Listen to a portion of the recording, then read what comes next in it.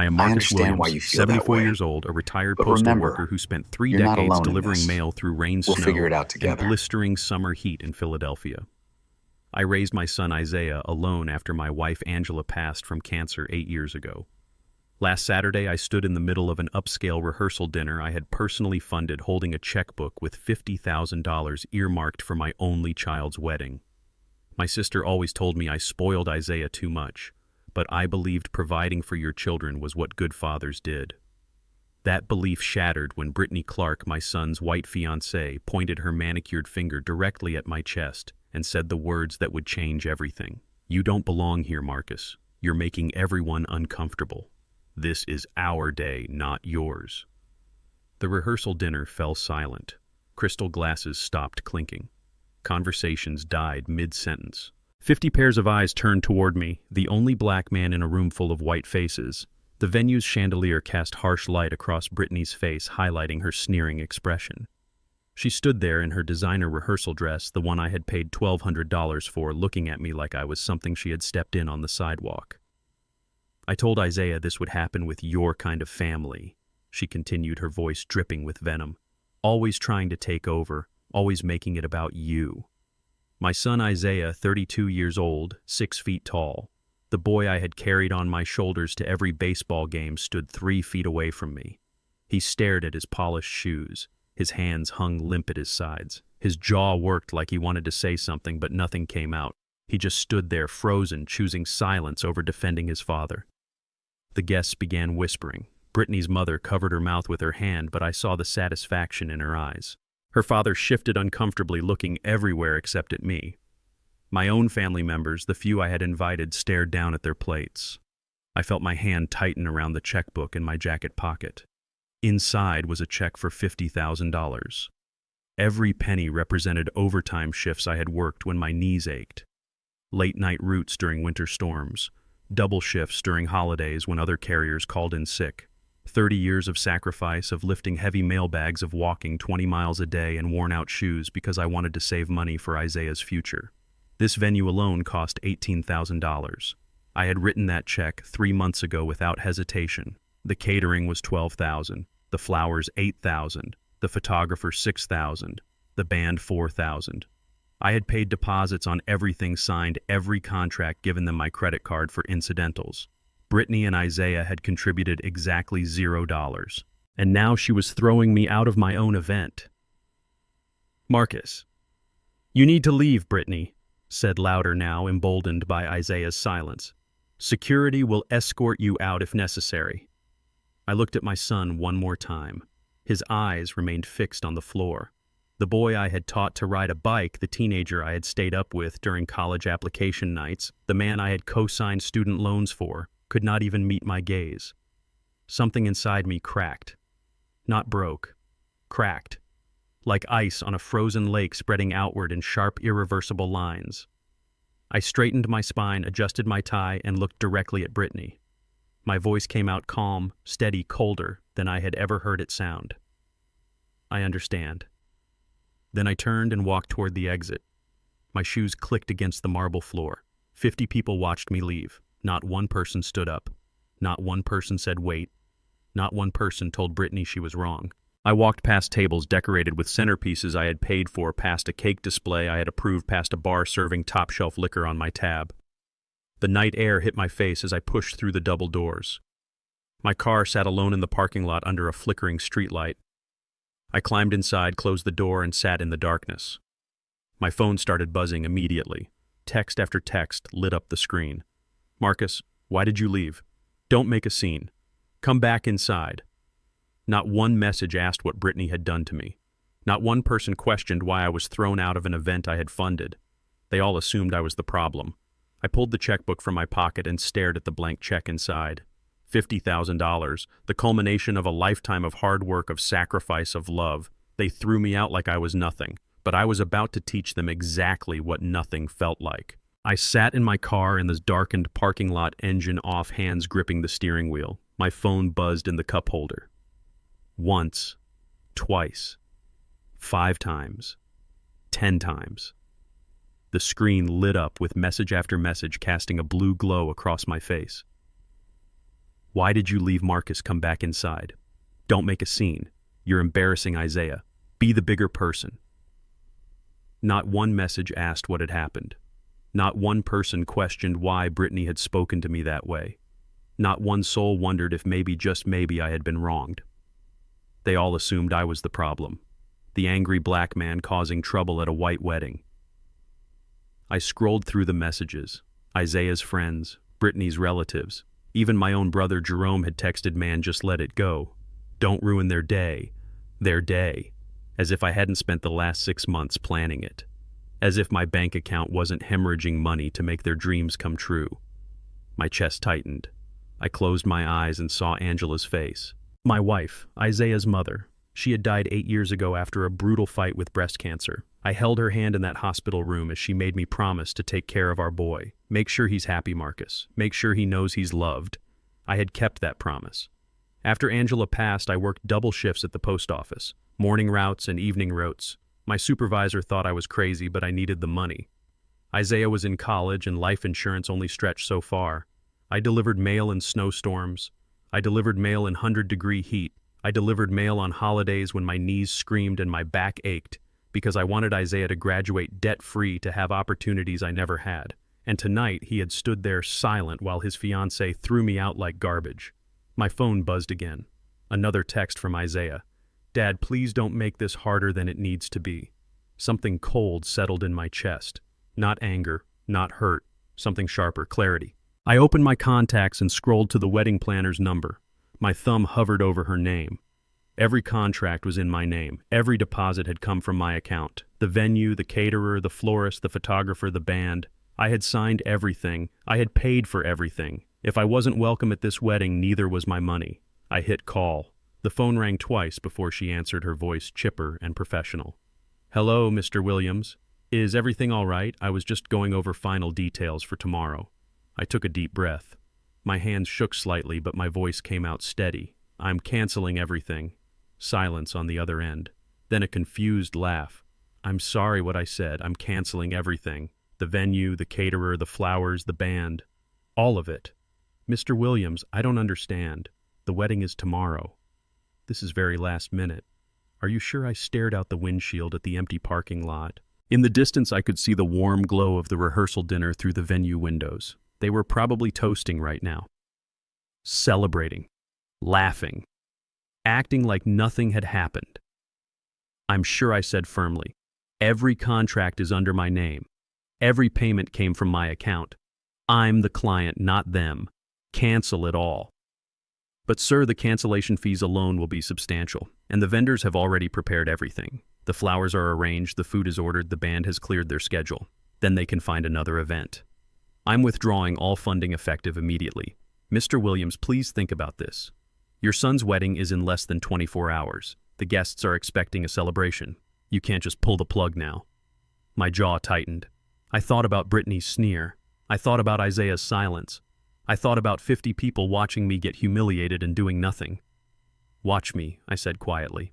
"Send me the cancellation confirmations by email. All of them." I ended the call before she could respond.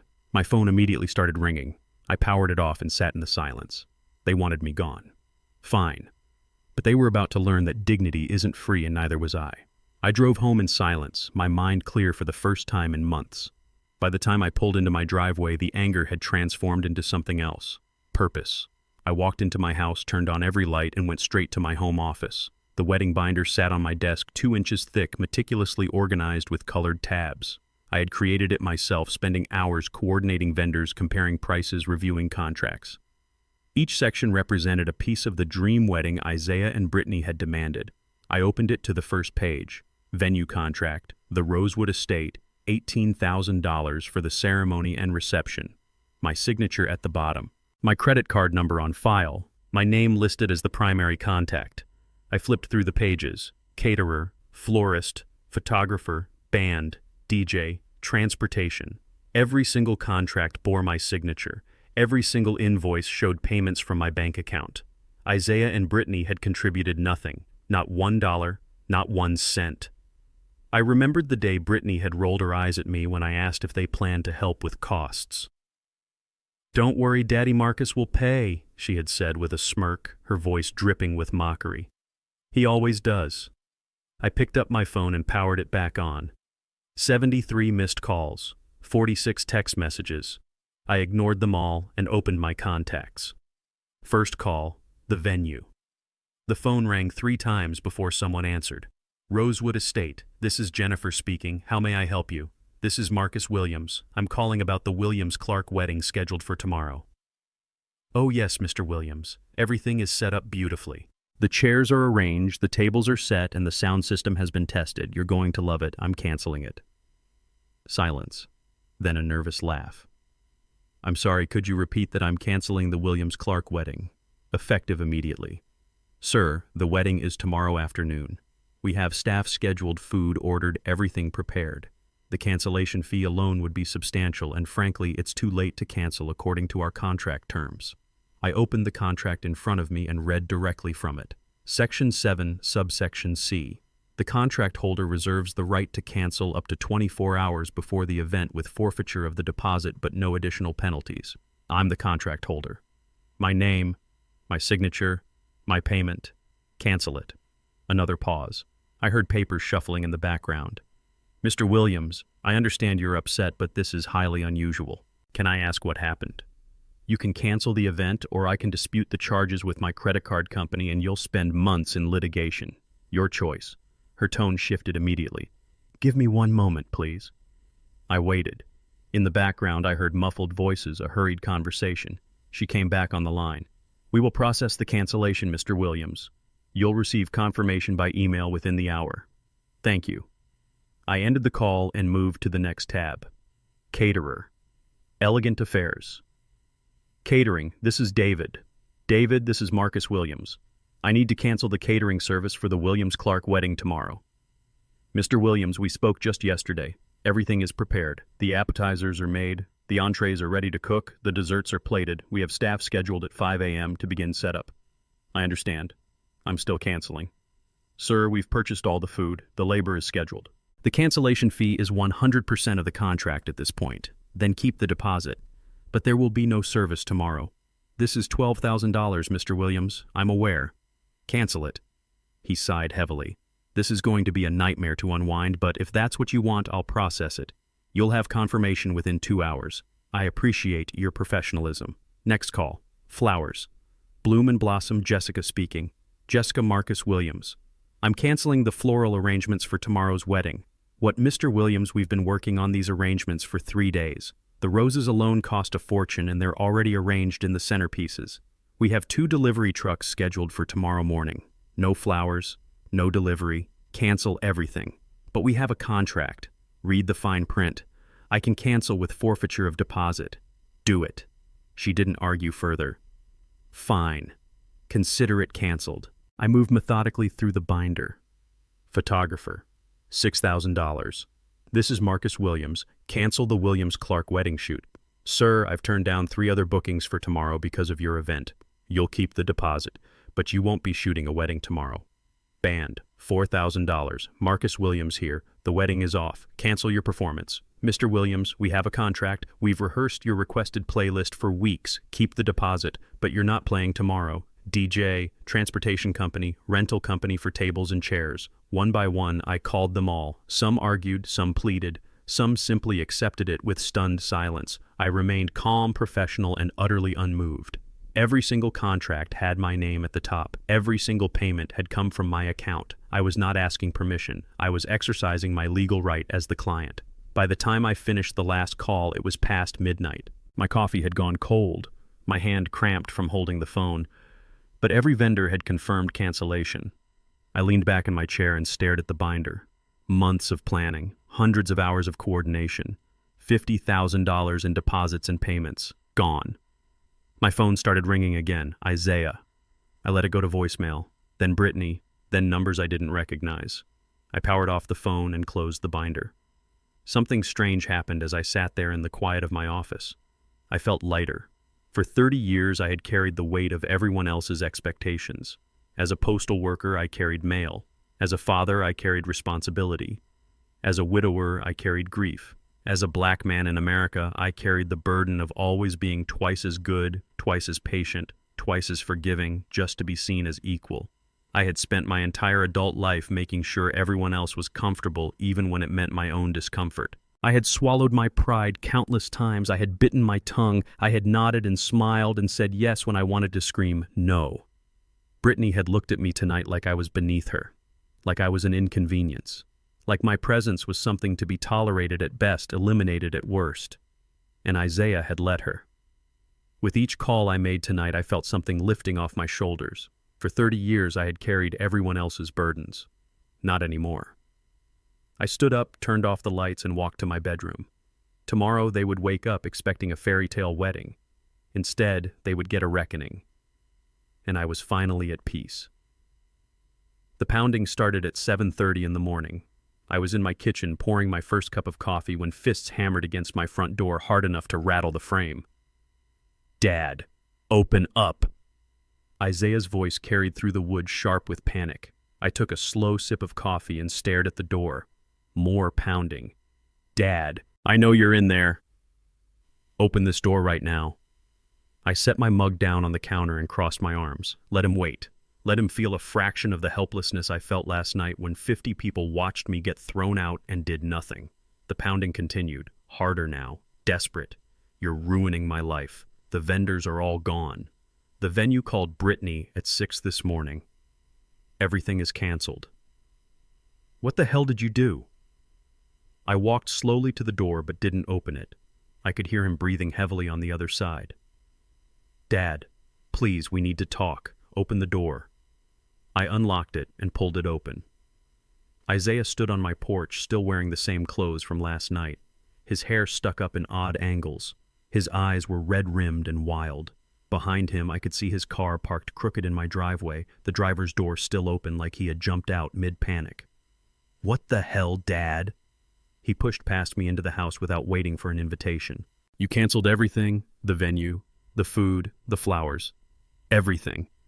I closed the door calmly and turned to face him. "Yes." "Why?" He threw his hands up, his voice cracking. "The wedding is today. In 6 hours, we have 120 guests coming.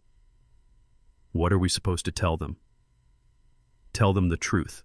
Tell them your fiancé threw me out of the rehearsal dinner. Tell them you stood there and watched it happen." Isaiah's face flushed red. "Dad, come on. You're blowing this out of proportion." "Am I?" "Yes." Brittany was stressed. It was a tense moment. You didn't need to go nuclear and destroy everything. I stepped closer to him, my voice dropping low. "Your fiancé looked me in the eye and told me I don't belong. She said I was making people uncomfortable. She said this is what happens with your kind of family. 50 people heard her, and you stood there and said nothing."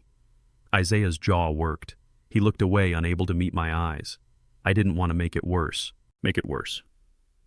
I let out a harsh laugh. "She humiliated me in front of everyone. She threw me out of an event I paid for. And you chose her. You chose to stay silent while the woman you're marrying disrespected your father. It's not like that." "Then what is it like, Isaiah? Explain it to me." He ran his hands through his hair, pacing my living room like a caged animal. "Look, I know Brittany can be intense sometimes, but she's under a lot of pressure. Her parents have expectations. Her friends are watching. She wants everything to be perfect. So it's acceptable to treat me like garbage as long as the wedding looks good for her friends. That's not what I'm saying." "Then what are you saying?" Isaiah stopped pacing and turned to face me, his voice rising. "I'm saying you're being selfish. This is our wedding, mine and Brittany's, not yours. You don't get to control everything just because you wrote some checks." The words hung in the air between us. I stared at my son, this man I had raised, and barely recognized him. "You're right," I said quietly. "It's not my wedding. It was my gift." Emphasis on was. Now it's gone. "Dad, you can't do this. We'll lose everything. All the deposits, all the planning. Brittany is having a breakdown. Her mother is threatening to sue you. Let her try. Every contract is in my name. Every payment came from my account. I have every legal right to cancel. This is insane. You're destroying my wedding over one argument." One argument? I stepped even closer, forcing him to look at me. Your fiancée has made comments about my neighborhood being sketchy. She's complained about my church being too urban. She's rolled her eyes every time I've talked about your mother. And last night she finally said what she's been thinking all along, that I don't belong. Isaiah's face twisted. You're being too sensitive. There it was, the phrase I had been waiting for. The dismissal that white people always used when black people dared to name racism. Too sensitive, I repeated slowly. That's what you think this is? Yes. He threw his arms up again. You've always been like this. Always looking for reasons to be offended. Always playing the race card. Something cold and final settled in my chest. I walked to the front door and opened it wide. Get out of my house. Dad, come on. Get out. You're really going to throw me out over this. I met his eyes without flinching. You threw me out last night. You stood there while your fiancé disrespected me and you said nothing. So yes, Isaiah. Get out of my house. Fine. He stormed toward the door, then turned back. You know what Brittany was right about you. You are bitter. You are controlling. And you can't stand that I found someone who makes me happy. I'm happy you found someone. I'm just sorry she's a racist who sees your father as less than human. And I'm even more sorry that you don't see it. Or worse, that you do see it and don't care. Isaiah's mouth opened, but no words came out. For a moment he looked like the little boy who used to run to me when he was scared, who used to hold my hand crossing the street, who used to tell me I was his hero. Then his face hardened. I hope you're happy, Dad. You just destroyed the most important day of my life. No, son. You destroyed it last night when you chose her over me. I'm just dealing with the aftermath. He stared at me for 5 long seconds. Then he turned and walked out. I watched him get into his car and peel out of my driveway tires, squealing against the asphalt. I closed the door and leaned against it. My hands were steady. My breathing was calm. And for the first time since Angela died, I felt like I had finally stood up for myself, even if it cost me my son. I sat down at my kitchen table with my coffee, finally allowing myself to breathe. The house was quiet, peaceful. Then my phone started buzzing. One text, then another, then 3 more in rapid succession. I picked it up and saw Brittany's name lighting up my screen. The first message made my jaw tighten. You bitter old man. You've always been jealous that Isaiah found someone better than your kind. I stared at those last 2 words. Your kind. She didn't even have the decency to hide it anymore. Another text came through. I can't believe you're ruining Isaiah's life because you can't handle that he's marrying a white woman. You're pathetic. Then another. This is why nobody wanted you at the wedding in the first place. You make everything about race. Everything is always about you being black, isn't it? My finger hovered over the reply button, but I didn't press it. Let her keep talking. Let her show exactly who she was. The messages kept coming. Isaiah deserves better than a father who plays the victim constantly. He deserves a family that supports his happiness instead of tearing it down. You're a sad, lonely old man who can't stand to see his son move on. Well, guess what? He has moved on. He has me now. He doesn't need you anymore. Stay away from us. You're toxic. You're poisonous. And after today, you'll never see Isaiah again. That's a promise. I set the phone down and took a long drink of coffee. My hands were steady. My heart rate was normal. I felt nothing but cold certainty. Then Isaiah's name appeared on my screen. His message was short. 4 words that hit harder than all of Brittany's venom combined. Mom would be ashamed of you. I read it 3 times. Each time the words cut deeper. Angela, my wife, the woman who had made me promise to take care of our son. He was using her memory as a weapon against me. I thought about Angela in her hospital bed, her hand in mine, her voice weak but fierce. Take care of him, Marcus. Make sure he knows he's loved. Make sure he's happy. I had kept that promise. I had worked myself to exhaustion. I had sacrificed my own comfort, my own retirement savings, my own peace of mind to give Isaiah everything he needed, and this was how he repaid me, by weaponizing his dead mother's memory to defend a woman who called me your kind. Another text from Isaiah. You just proved that you never really loved me. You only loved controlling me. Well, it's over. Don't call, don't text, don't show up at our house. You're dead to me. I set the phone down and walked to my home office. My laptop sat on the desk where I had left it last night. I powered it on and waited for it to boot up. Then methodically, I picked up my phone and started taking screenshots. Every single text message from Brittany, every slur, every insult, every piece of evidence that showed her true feelings about black people, about me. I screenshot Isaiah's messages too, the ones calling me controlling, the one invoking his mother, the one telling me I was dead to him.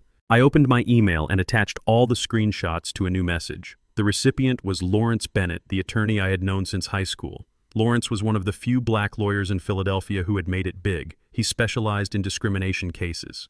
I typed quickly, "Lawrence, I need your help." Attached are text messages I received this morning from my son's fiancée and my son himself. Last night, the fiancée publicly humiliated me at the rehearsal dinner, making comments about my kind of family in front of 50 witnesses. Today, she has sent multiple messages containing what I believe are racially discriminatory statements. I have canceled all wedding vendor contracts as they were in my name and paid with my funds. I anticipate legal pushback. I need representation. Additionally, I want to explore my options regarding a discrimination claim. I have witnesses to last night's incident. Please call me at your earliest convenience. Marcus Williams. I hit send before I could second-guess myself. My phone buzzed again. More messages from Brittany. More vitriol from Isaiah. I didn't read them. I simply screenshot each one and forwarded them to Lawrence in a follow-up email. They wanted to make this about race, fine. They wanted to call me bitter, toxic, controlling, fine. But they were about to learn something important. Discrimination has consequences, legal consequences. I had spent 74 years being the bigger person, being patient, being forgiving, turning the other cheek, swallowing my pride for the sake of peace. Not anymore. If they wanted a war, they were going to get one.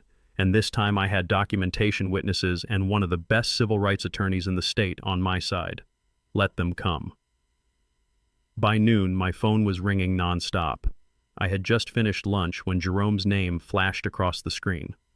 My brother-in-law, Angela's older brother. I almost didn't answer, but curiosity got the better of me. Marcus Jerome's voice came through immediately. "I heard what happened, man. You gotta fix this." I leaned back in my chair. Fix what exactly? Don't play games. Isaiah called me this morning in tears, said you canceled the whole wedding, venues, food, everything. Come on, brother. This is too much. They threw me out, Jerome. Brittany told me I don't belong, said I was making people uncomfortable. Isaiah stood there and let it happen. Jerome sighed heavily. Look, I get it. You're upset. But Brittany's young. She probably didn't mean it the way it sounded. You know how white girls can be. They say things without thinking. She knew exactly what she was saying. Marcus, be reasonable. This is your son's wedding day. You really want to ruin it over some words. Some words. I sat forward, gripping the phone tighter. She said, your kind of family, Jerome, in front of 50 people. That's not just words. That's who she is. Another sigh. Come on, brother, be the bigger man here. Call the vendors back. Reinstate everything. Do it for Isaiah, if not for her. Don't let pride destroy your relationship with your son. I've been the bigger man for 74 years. I'm done. Marcus, think about what Angela would want. There it was, the second person today to invoke my dead wife's name as emotional blackmail. Don't you dare, I said quietly. Don't you dare use my wife's memory to guilt me into accepting disrespect. I'm just saying Angela would want you to forgive, to move past this. Angela would want our son to defend his father. She would want Isaiah to marry someone who treats me like a human being, and she would be heartbroken that he didn't. I ended the call before Jerome could respond. 5 minutes later, another call. Patricia, my ex-wife. We had divorced 15 years ago after growing apart following Angela's death. I had remarried Angela 3 years after Patricia left, and those were the happiest years of my life until cancer took her. Marcus, what the hell did you do? Patricia's voice was sharp, accusatory. Good afternoon to you too, Patricia. Isaiah called me crying, hysterical, said you destroyed his wedding, said you canceled everything out of spite. Out of spite. Is that what he told you? He said you got into an argument with Brittany at the rehearsal and you overreacted. Now there's no venue, no food, nothing. 100 people are showing up to a wedding that doesn't exist. Did he tell you what Brittany said to me? Silence. Patricia. He said there was a disagreement. A disagreement. I laughed bitterly. She told me I don't belong at the wedding. She said I was making everyone uncomfortable. She said your kind of family causes problems. And Isaiah stood there silent. Oh, Patricia's voice softened slightly. Well, that's unfortunate. But Marcus, you know how young white women can be. They don't always understand our culture. They say things they don't mean. I couldn't believe what I was hearing. Are you seriously defending her right now? I'm not defending anyone. I'm just saying maybe you were being too sensitive. White people don't always understand how their words come across. You could have pulled her aside later and talked to her privately instead of blowing up the whole wedding. Too sensitive. The same phrase Isaiah had used. Patricia. She didn't slip up. She didn't make a mistake. She meant every word. And our son chose her over me. Well, what do you expect? She's his fiancée. Of course he's going to side with her. I expect him to have a backbone. I expect him to defend his father when someone disrespects him. Apparently that's too much to ask. You're being dramatic. Goodbye, Patricia. I hung up and immediately blocked her number. The calls kept coming. Isaiah's college roommate, his co-workers, even Brittany's maid of honor who I had never met. The college roommate tried diplomacy. Mr. Williams, I know you're upset, but Isaiah is my best friend. He's devastated right now. Can't we work something out? No. The co-worker tried reasoning. Sir, I understand there was a conflict, but canceling everything seems extreme. Surely there's a compromise. There isn't. The maid of honor tried begging. Mr. Williams, please. Brittany is my best friend. She made a mistake. She's sorry. Can't you just reinstate the payments? People are already on their way to the venue. Then they'll have a wasted trip. Each call followed the same pattern. Someone would tell me they heard what happened. They would minimize what Brittany said. They would suggest I was overreacting. They would beg me to fix it. To be the bigger person. To think about Isaiah's happiness. Not one person asked if I was okay. Not one person said Brittany was wrong. Not one person suggested that maybe, just maybe, Isaiah should have defended me. Every single call placed the blame squarely on my shoulders. As if I was the problem. As if I was the one who had caused this disaster. It was always the same script when black people demanded respect. We were too sensitive, too angry, too unwilling to forgive, too stuck in the past. We should rise above. Turn the other cheek. Be the bigger person. Never mind that being the bigger person meant shrinking ourselves to make others comfortable. Never mind that forgiveness without accountability was just enabling abuse. Never mind that I had spent 7 decades being patient while people treated me as less than. I was done being the bigger person. I was done shrinking. I was done forgiving people who never apologized and never changed. By 2 in the afternoon, I stopped answering calls altogether. I silenced my phone and sat in my quiet house drinking coffee and feeling more at peace than I had in months. They could call all they wanted. The answer would remain the same. No. At 3 o'clock, my phone rang with a number I recognized immediately. Lawrence Bennett. He had gotten my email. Marcus, get to my office. Now, we need to talk. I arrived 30 minutes later at a building in downtown Philadelphia. Lawrence Bennett was one of the few black attorneys in our city who had made it big. We had known each other since high school, running track together, navigating the same predominantly white schools, facing the same subtle and not-so-subtle racism. While I went into postal work, Lawrence had pushed through law school at Temple University, passed the bar, and built a practice specializing in civil rights and employment discrimination. His secretary waved me through immediately. Lawrence stood as I entered, extending his hand. He was 50 years old, wearing a sharp gray suit, his hair graying at the temples. His office walls were covered with framed degrees awards and photos of him with various civil rights leaders. Marcus, sit down. I sat in the leather chair across from his desk. He pulled up my email on his computer screen, scrolling through the screenshots I had sent. Walk me through what happened. Everything. Don't leave anything out. I told him about the rehearsal dinner, about Brittany's comments in front of 50 guests, about Isaiah's silence, about her exact words, "You don't belong here, your kind of family," about walking out with $50,000 in my pocket that I had planned to give them. Lawrence listened without interrupting, his face growing harder with each detail. "And you have the contracts?" He leaned forward. "Every single one." I pulled out my phone and showed him photos of the wedding binder. My name, my signature, my money. Venue, caterer, florist, photographer, band. All of it. Lawrence nodded slowly, a grim smile forming. "Then legally, you're bulletproof. They can't touch you." "What do you mean?" He turned his monitor toward me, pulling up a standard event contract. "Every one of these contracts has a cancellation clause. The contract holder, meaning you, has the legal right to cancel within the specified time frame. You were well within your rights. They have no grounds to sue you for breach of contract because you are the contract holder, not them. What about the deposits? You'll lose those. That's standard. But you won't owe additional damages because you canceled within the legal window. The vendors might be annoyed, but they can't come after you." I felt tension I didn't know I was carrying release from my shoulders. "What about Brittany and Isaiah? Can they sue me?" Lawrence laughed, but there was no humor in it. for what emotional distress they'd lose in 5 minutes. But Marcus, here's what I'm more concerned about. He tapped the screenshots of text messages. These texts from Brittany contain clear racial animus. Your kind. Comments about you being black. This isn't just rude. This is discriminatory. Can we do anything with that? Lawrence leaned back, steepling his fingers. If they sue you, which I suspect they might try, we countersue for discrimination and emotional distress.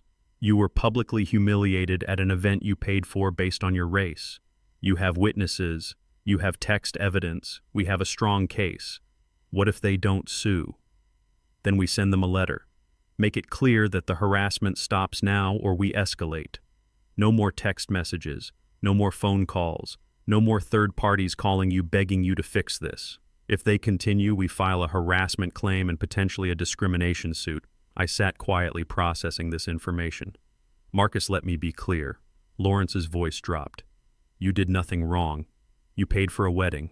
You were disrespected and racially demeaned at your own event. Your son failed to defend you. You exercised your legal right to cancel contracts that you signed and you funded. Any lawyer who looks at this will tell them they have no case. What do I need to do? Lawrence pulled out a form. Sign this. It gives me authority to represent you and communicate on your behalf. I'll draft a cease and desist letter today. It goes to Isaiah, Brittany, and her parents. It will make clear that all harassment stops immediately. If they want to communicate, they go through me. I picked up the pen and signed without hesitation. Good. Lawrence took the form and filed it. Now let me ask you something else. Do you have any joint accounts with Isaiah? Any credit cards with his name on them? No. I closed all of those when he turned 25. Smart. But here's what I want you to do. He pulled out a notepad and wrote quickly. Go home and check every single credit card, bank account, and financial account you have. Look for unauthorized charges. People like Brittany don't just stop at weddings. If she felt entitled enough to verbally abuse you in public, she'll feel entitled to your money too. You think she'd steal from me? Lawrence gave me a long look. Marcus, we've known each other 40 years. Trust me on this. Check everything. I took the notepad with his instructions. One more thing. Lawrence stood and walked me to the door. I know this is hard. Isaiah is your son. But you did the right thing. Nobody, and I mean nobody, gets to treat you like that. Not even family. I shook his hand. Thank you, Lawrence. Call me after you check those accounts. I have a feeling we're going to find something. I left his office feeling vindicated but also uneasy. Lawrence's warning about credit cards echoed in my mind. Surely Isaiah wouldn't let Brittany steal from me. Surely there were boundaries even they wouldn't cross. But as I drove home, I remembered Brittany's smirk when she said Daddy Marcus will pay. I remembered the entitlement in her voice, the assumption that my money was hers to spend. By the time I pulled into my driveway, dread had settled in my stomach. I walked straight to my home office, opened my laptop, and logged into my bank accounts. What I found made my blood run cold. Lawrence had been right. They hadn't stopped at the wedding. They had gone much, much further. Before I could even begin checking my financial accounts, my phone buzzed with a notification. Facebook. Someone had tagged me in a post. Against my better judgment, I clicked it. Brittany's face filled my screen. She was sitting on what looked like her couch hair pulled back, eyes red and swollen, clutching tissues. The video had been posted 20 minutes ago and already had over 200 reactions. I clicked play. Her voice came through shaky, broken, like she could barely get the words out. I never thought my fiancé's father would destroy our wedding out of bitterness and spite. She paused to dab at her eyes with a tissue.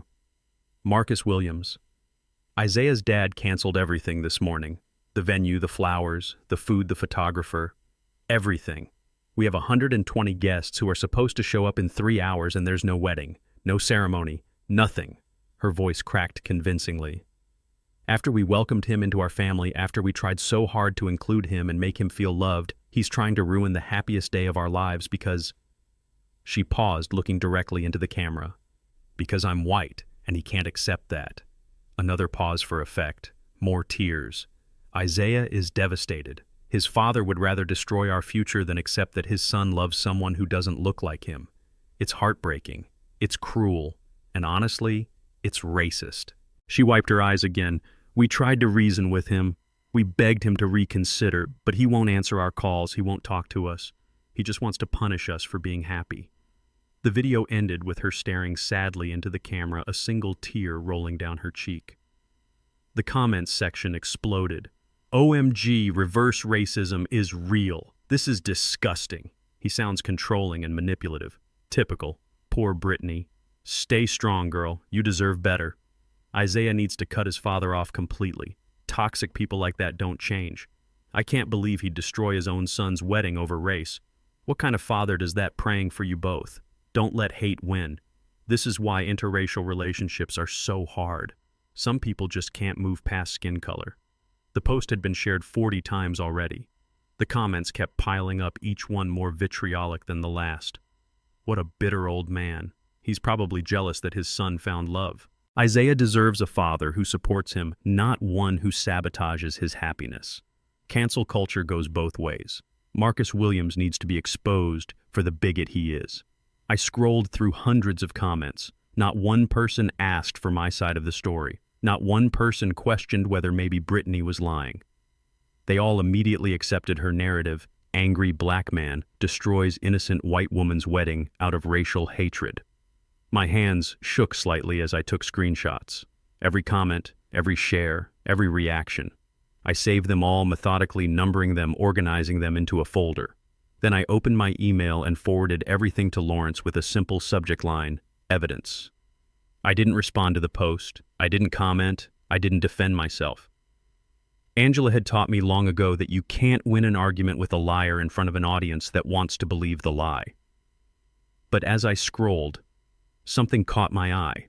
A comment buried near the bottom from someone named Jennifer Martinez. Wait, didn't Marcus pay for everything? My cousin works at the Rosewood estate. She said he was the one who booked it, paid the deposit, everything. This doesn't add up. I screenshot that comment separately and sent it to Lawrence with a note. Someone is asking questions. Within 5 minutes, another comment appeared under Jennifer's. Yeah, I heard the same thing. My friend is the wedding planner. She said Marcus Williams was the client, not Isaiah or Brittany. He funded the entire wedding. Then another. So let me get this straight. This man paid for everything, they treated him like garbage, and now he's the bad guy for canceling.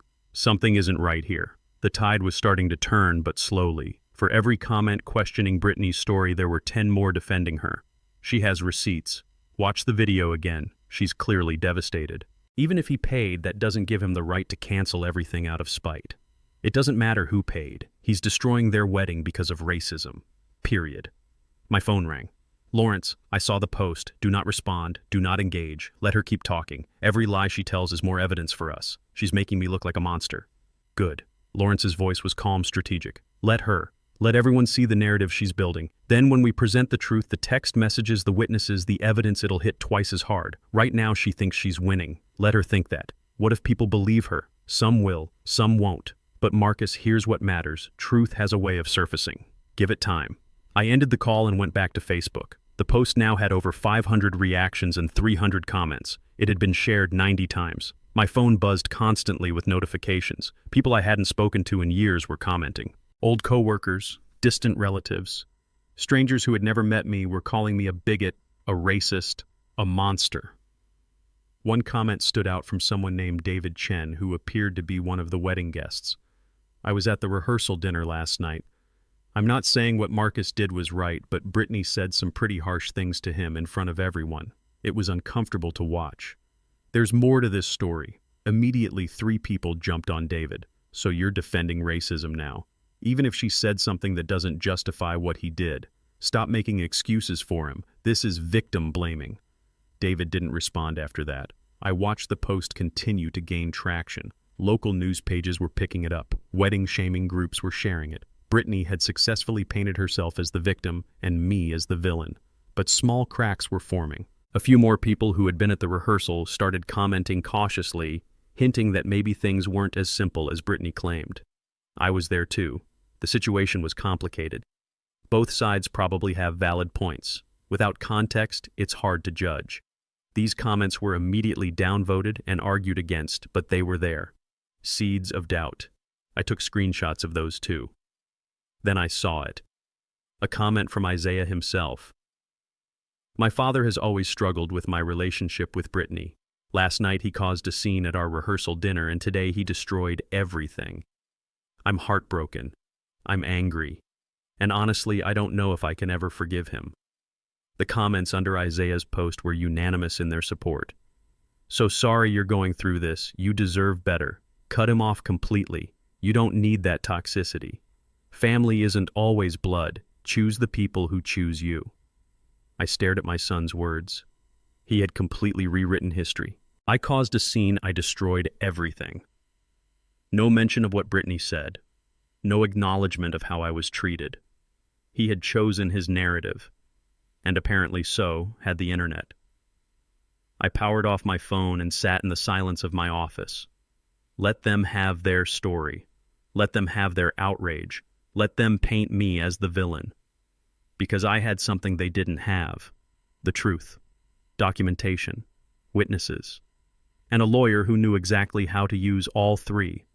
Tomorrow the real fight would begin. Tonight I would rest. But I screenshot one final comment before shutting down my laptop. It was from someone named Marcus Thompson who wrote, "As a black man, I've learned that when white folks cry, the world listens. When we speak truth, we're called angry. This story feels familiar. I'll wait for the other side before I judge." At least one person understood. That was enough for now. I forced myself to step away from Facebook and focus on what Lawrence had warned me about. I opened my laptop and pulled up my email sorting by most recent. Bill's spam promotional offers. Then I saw it. Subject confirmation. Turks and Caicos honeymoon resort. My stomach dropped. I clicked it open. Dear Mr. Williams, thank you for your booking with Paradise Bay Resort in Turks and Caicos. Your 14-night stay in our presidential suite has been confirmed for the dates of June 15th through June 29th.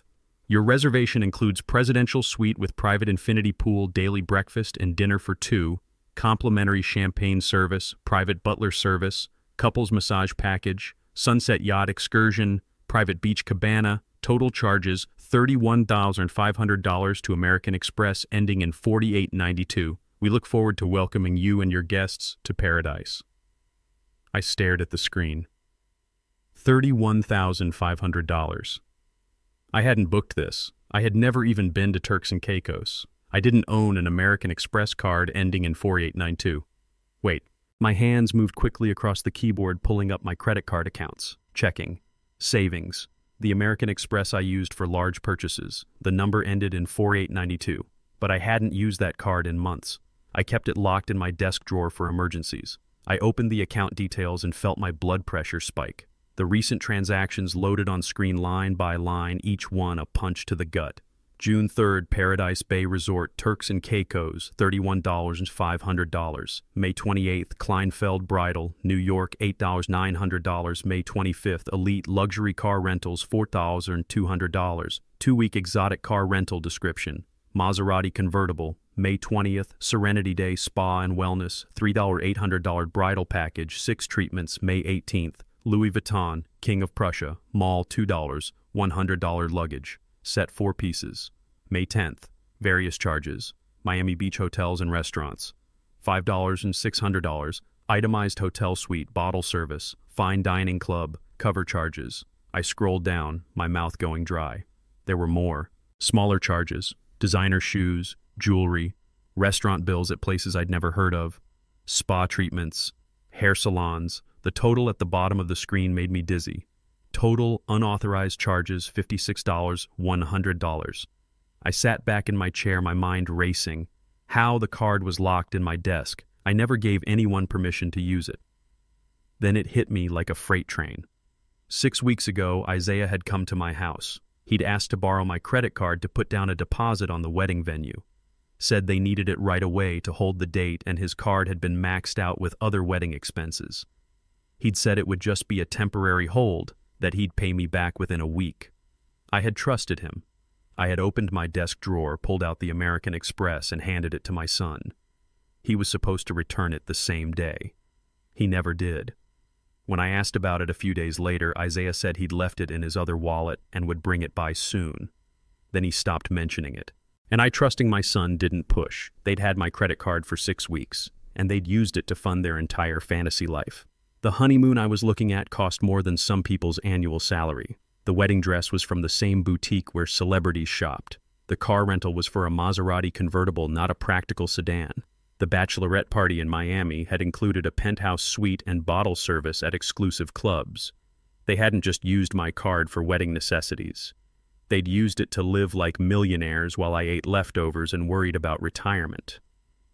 I clicked on the Kleinfeld bridal charge and found an attached receipt.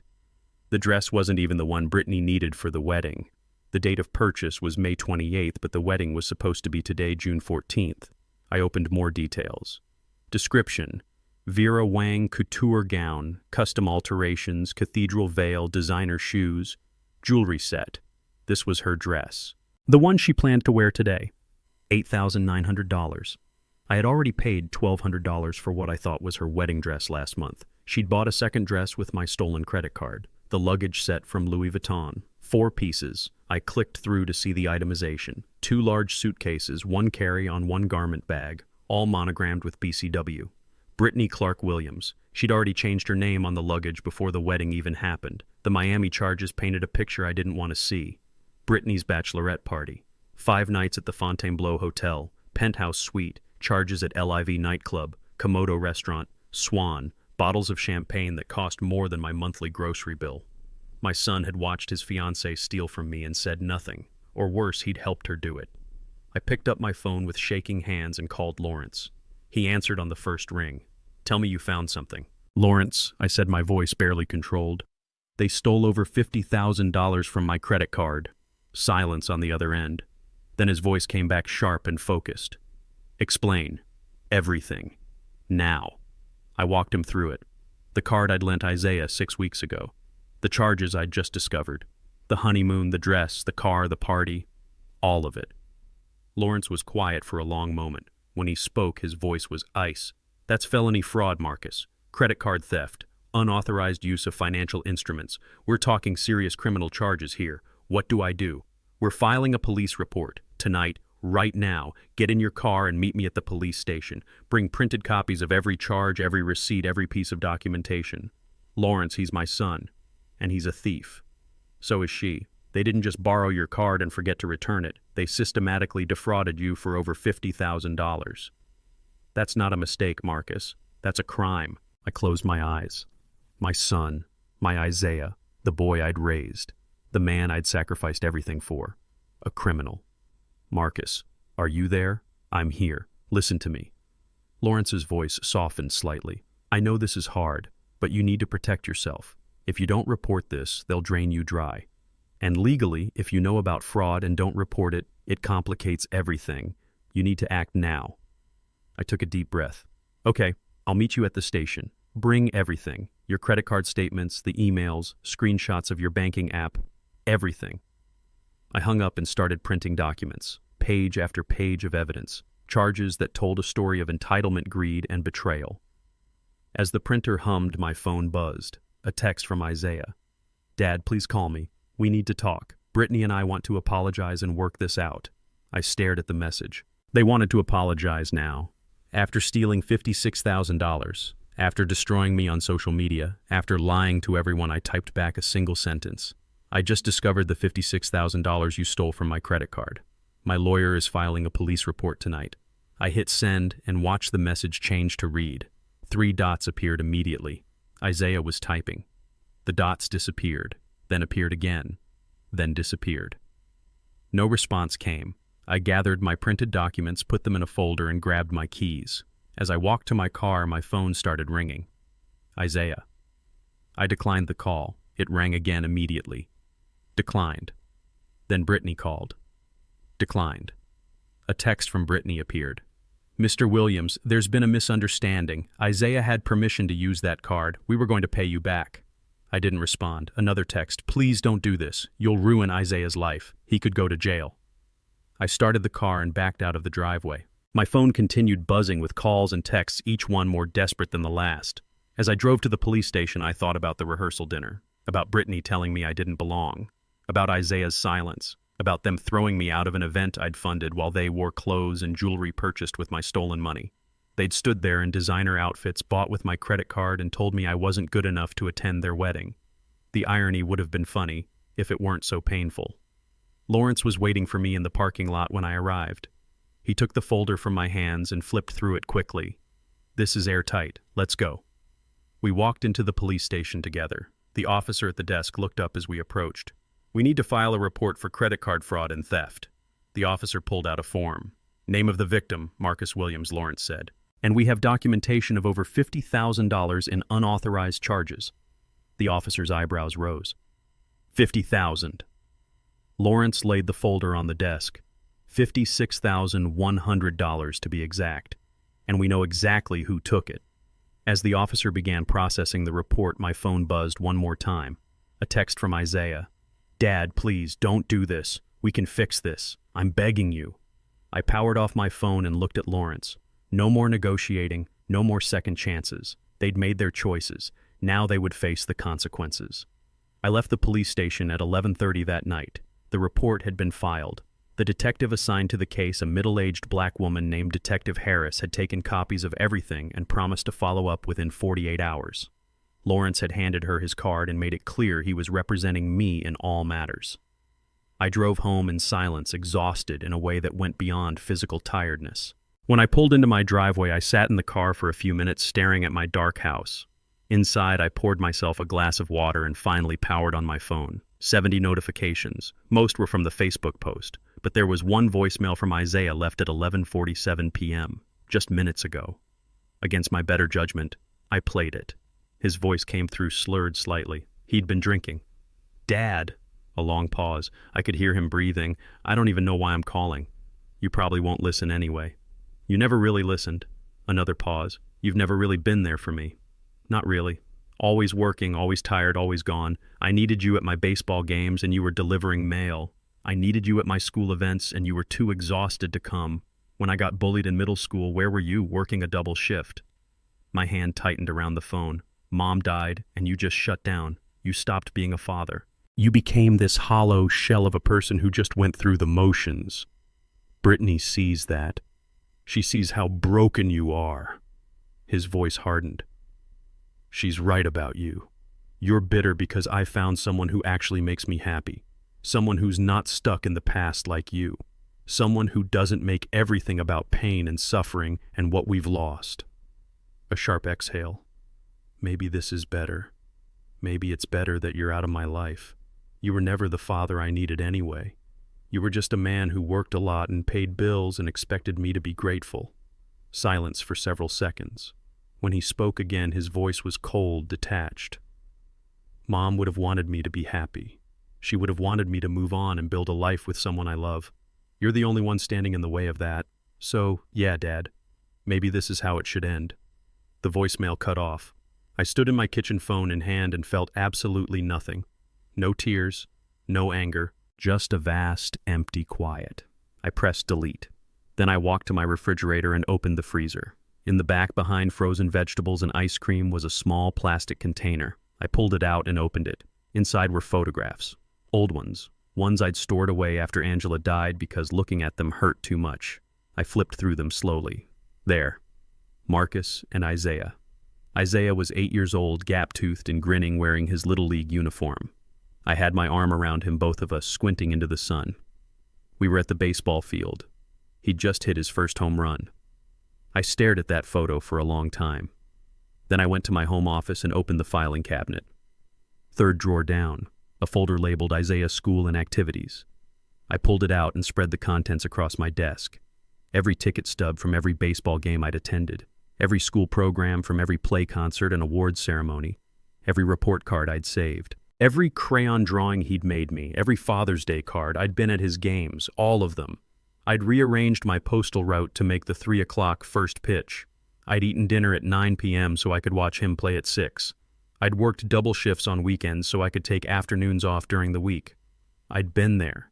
The bullying incident he mentioned. I remembered it clearly, 6th grade. 3 boys had cornered Isaiah after school and called him names. I'd found out, gone to the school, met with the principal, and made sure those boys were disciplined. Then I'd spent 2 hours that night teaching Isaiah how to stand up for himself without fighting, how to use his words, how to walk away with dignity. I'd been there. After Angela died, yes, I'd struggled. Grief had swallowed me whole for months, but I'd still shown up. I'd still made him breakfast. I'd still helped with homework. I'd still asked about his day. I'd been a shell of myself, but I'd been present. I'd been there. Isaiah had rewritten our entire history. In his new version, I was absent cold, uninvolved. He'd erased every sacrifice I'd made, every game I'd attended, every moment I'd been present. He'd created a narrative where I was the villain and Brittany was the hero, saving him from his terrible father. It was easier that way, I realized. Easier to justify his silence at the rehearsal dinner if I'd always been a bad father. Easier to justify stealing from me if I'd never really been there for him. Easier to justify cutting me off if I'd never really loved him. He'd rewritten history, and he'd convinced himself it was true. I gathered the photos, the ticket stubs, the programs, and put them back in the folder, back in the drawer. I wasn't going to show them to him. I wasn't going to defend myself or prove that I'd been a good father, because the truth didn't matter anymore. He'd chosen his version of reality, the version where he was the victim and I was the monster. The version where Brittany was his savior and I was the obstacle to his happiness. I couldn't fight a ghost, and that's what I'd become to him. A phantom villain in a story he'd rewritten to justify his choices. I was tired of defending myself, tired of proving my love, tired of being blamed for things I hadn't done and erased from things I had. I walked to my bedroom, set my phone on the nightstand, and lay down fully clothed on top of the covers. The ceiling fan spun slowly above me, casting shifting shadows across the walls. Tomorrow was supposed to be Isaiah's wedding day. Instead, it would be the day the police investigation began. The day Lawrence sent the cease and desist letters. The day everything unraveled. And somewhere in all of that, I'd lost my son. Not because I wasn't there, but because he'd convinced himself I never was. I woke at 6 a.m. to an email notification. Lawrence had been working through the night. The subject line read, "Legal documents sent." I opened it and found 3 attachments. The first was a cease and desist letter addressed to Brittany Clark and Isaiah Williams. I read through it slowly, coffee growing cold in my hand. To Brittany Clark and Isaiah Williams, from Lawrence Bennett, attorney at law, cease and desist, harassment, defamation, unauthorized use of financial instruments, date June 14th, 2025. This letter serves as formal legal notice that you are to immediately cease and desist all harassment, defamation, and contact with my client, Marcus Williams. You are hereby notified to immediately one-stop all social media posts, videos, comments, or statements referencing Marcus Williams. Remove all existing posts containing false or defamatory statements about Mr. Williams within 24 hours. 2. Cease all direct contact with Mr. Williams via phone, text message, email, social media, or in person. 3.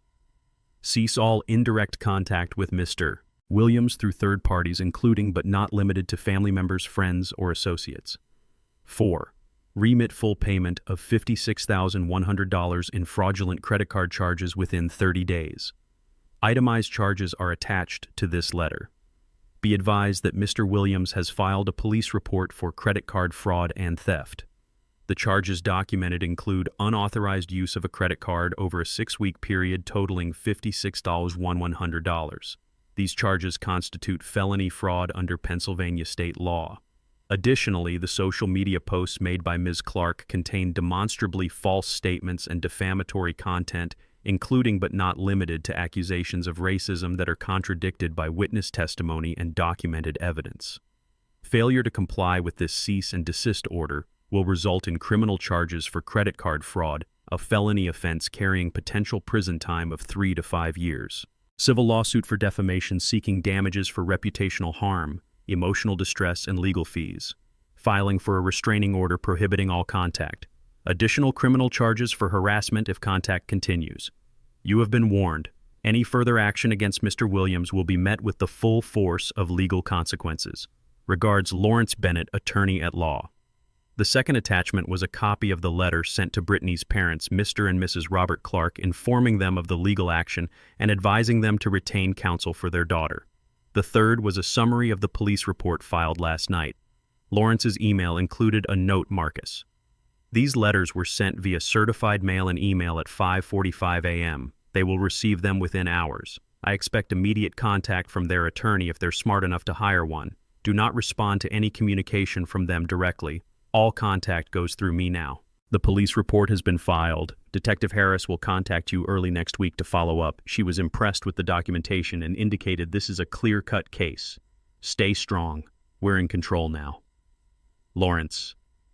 I forwarded the email to my own records and finished my coffee. My phone had been mercifully quiet overnight. Either they'd finally gotten the message, or they were regrouping. At 9 a.m. my phone rang. Unknown number. I let it go to voicemail. 2 minutes later, another call. Same unknown number. I blocked it. Then a text from a number I didn't recognize. Mr. Williams, this is Robert Clark, Brittany's father. We need to speak immediately. Call me. I screenshot the text and forwarded it to Lawrence with the note third-party contact already. They received the letter. Lawrence replied within seconds. Do not respond. I'll handle it. 10 minutes later, Lawrence called me. Robert Clark just called my office. He's furious.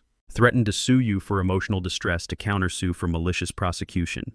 I told him to retain an attorney and have them contact me. He hung up. Good. Marcus, they're panicking. That's good for us. Panic makes people sloppy. Let them flail. At 10 a.m. I received an email directly from Isaiah violating the cease and desist within hours of receiving it. Dad. This has gone too far.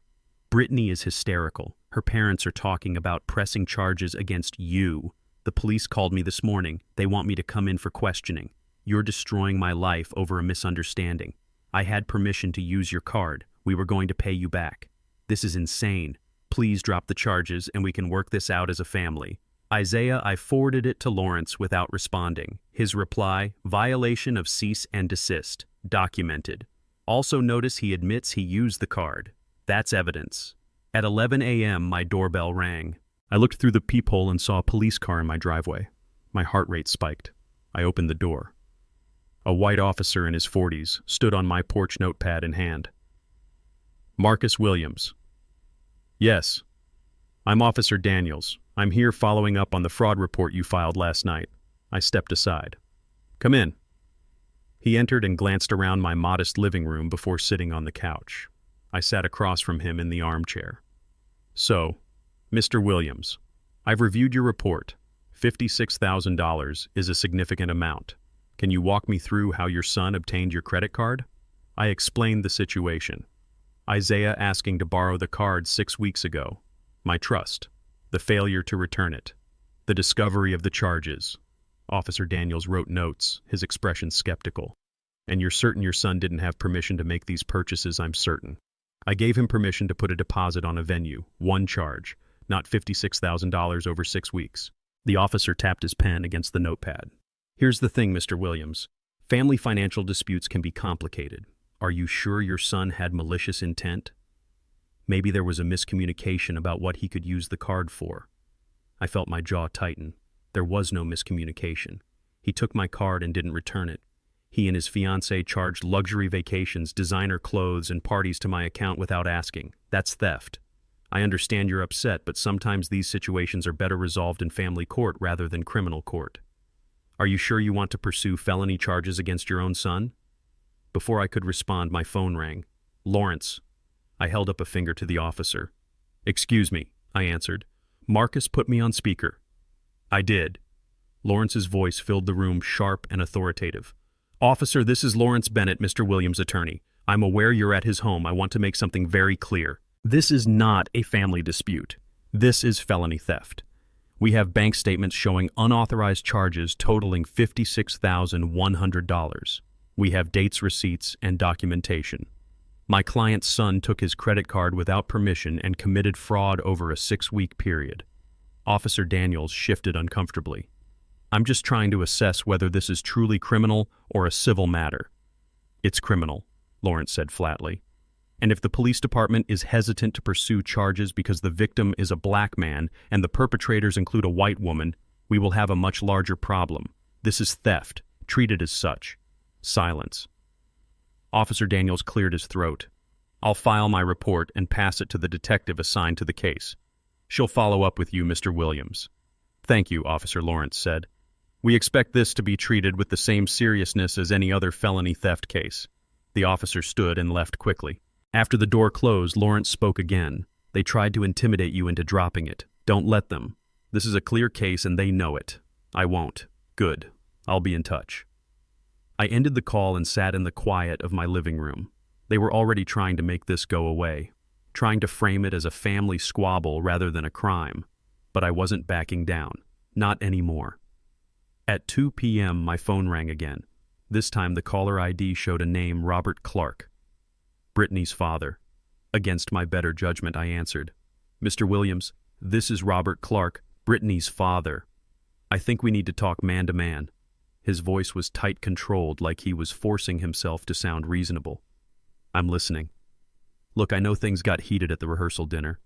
Brittany told me what happened. She's young, Mr. Williams. Sometimes young people say things they don't mean when they're stressed. Weddings bring out the worst in everyone, you know. I said nothing, waiting for him to get to the point. But this, he continued, his voice hardening slightly, canceling the entire wedding, going to the police, threatening legal action. Don't you think that's a bit much? Can't we work this out like reasonable adults? I'll talk to Brittany about the credit card thing. I'm sure we can come to some arrangement. The credit card thing, I repeated slowly, is $56,000 in fraud. He coughed, uncomfortable. Well, that's a strong word. Fraud. I'm sure it was just a misunderstanding. Isaiah probably told her she could use it. You know how engaged couples are. They share everything. She probably thought it was fine. Isaiah asked to borrow my card for one deposit. He never returned it. Neither of them asked permission to charge a $30,000 honeymoon or an $8,000 dress or a Miami bachelorette party to my account. That's not a misunderstanding, Mr. Clark. That's theft. Silence on the line. Then his voice came back, slightly defensive. Look, Mr. Williams, I understand you're upset, but taking this to the police, that could ruin Isaiah's life. He could end up with a criminal record. Is that really what you want for your son? What I wanted was for my son to defend me when his fiancée humiliated me in front of 50 people. What I wanted was for them not to steal from me. But we don't always get what we want, do we? Mr. Clark's tone shifted, becoming more aggressive. You're being unreasonable. This is a family matter. It should stay in the family. Going to the authorities, getting lawyers involved, that's just going to make everything worse for everyone. Worse for everyone? Or worse for Brittany? He didn't answer that. Mr. Williams, I'm trying to be diplomatic here. I'm offering to mediate this situation. Brittany's mother and I can help facilitate repayment. We can work out a plan. But you need to drop the police report and call off your lawyer. Why would I do that? Because it's the right thing to do, he said, his voice rising slightly. Because Isaiah is your son. Because family should stick together. Because this is going to destroy any chance of reconciliation. They destroyed that chance when they threw me out of my own event and then stole $56,000 from me. Mr. Clark's voice grew cold. You know this whole situation could have been avoided if you'd just been more flexible. Brittany was trying to create a beautiful wedding and you made everything difficult with your demands and your attitude. My demands, I paid for everything. I asked for nothing except basic respect. Well, maybe if you'd been more understanding of the cultural differences, this wouldn't have happened. Brittany comes from a different background. She wasn't used to dealing with... He trailed off, catching himself. I leaned forward in my chair, my voice deadly quiet. With what, Mr. Clark? Say it. Silence. Come on, Marcus. You people are always so... He stopped abruptly, realizing what he'd just said. So what, I pressed. Finish your sentence. You people are always so what? The line went completely silent. I could hear him breathing, could practically feel his panic as he realized he'd revealed exactly what he thought of me. I didn't mean... Yes, you did. You meant exactly what you said. Your kind of family. Your people. That's what this has always been about, hasn't it? Your daughter didn't want me at the wedding because I'm black. She treated me like garbage because she thinks I'm beneath her. And you're calling me right now, not because you think she was wrong, but because you want me to go away quietly and not cause problems for your white family. Mr. Williams, that's not what I... Save it. I've heard enough, but here's what's going to happen, Mr. Clark. Your daughter and my son are going to repay every cent they stole from me, or they're going to face felony charges. My lawyer has already filed a cease and desist. If you or anyone in your family contacts me again, you'll be in violation of that order. All communication goes through my attorney. His name is Lawrence Bennett. Have your lawyer call him. You're making a huge mistake. No. The mistake was trusting my son. The mistake was believing your daughter when she pretended to welcome me into the family. The mistake was thinking any of you saw me as human. Goodbye, Mr. Clark. I ended the call and immediately blocked his number. My hands were shaking, but not from fear. From vindication. He'd shown his true colors. You people. The mask had slipped just for a moment, but it was enough. They were all the same. Brittany, her father, probably her whole family. They'd smiled to my face while holding my money and despising me behind their polite words. But I wasn't backing down. Not now. Not ever. An hour after hanging up on Robert Clark, I received an email from the Rosewood estate. The subject line read, "Booking confirmation update." I opened it and felt a grim satisfaction settle over me.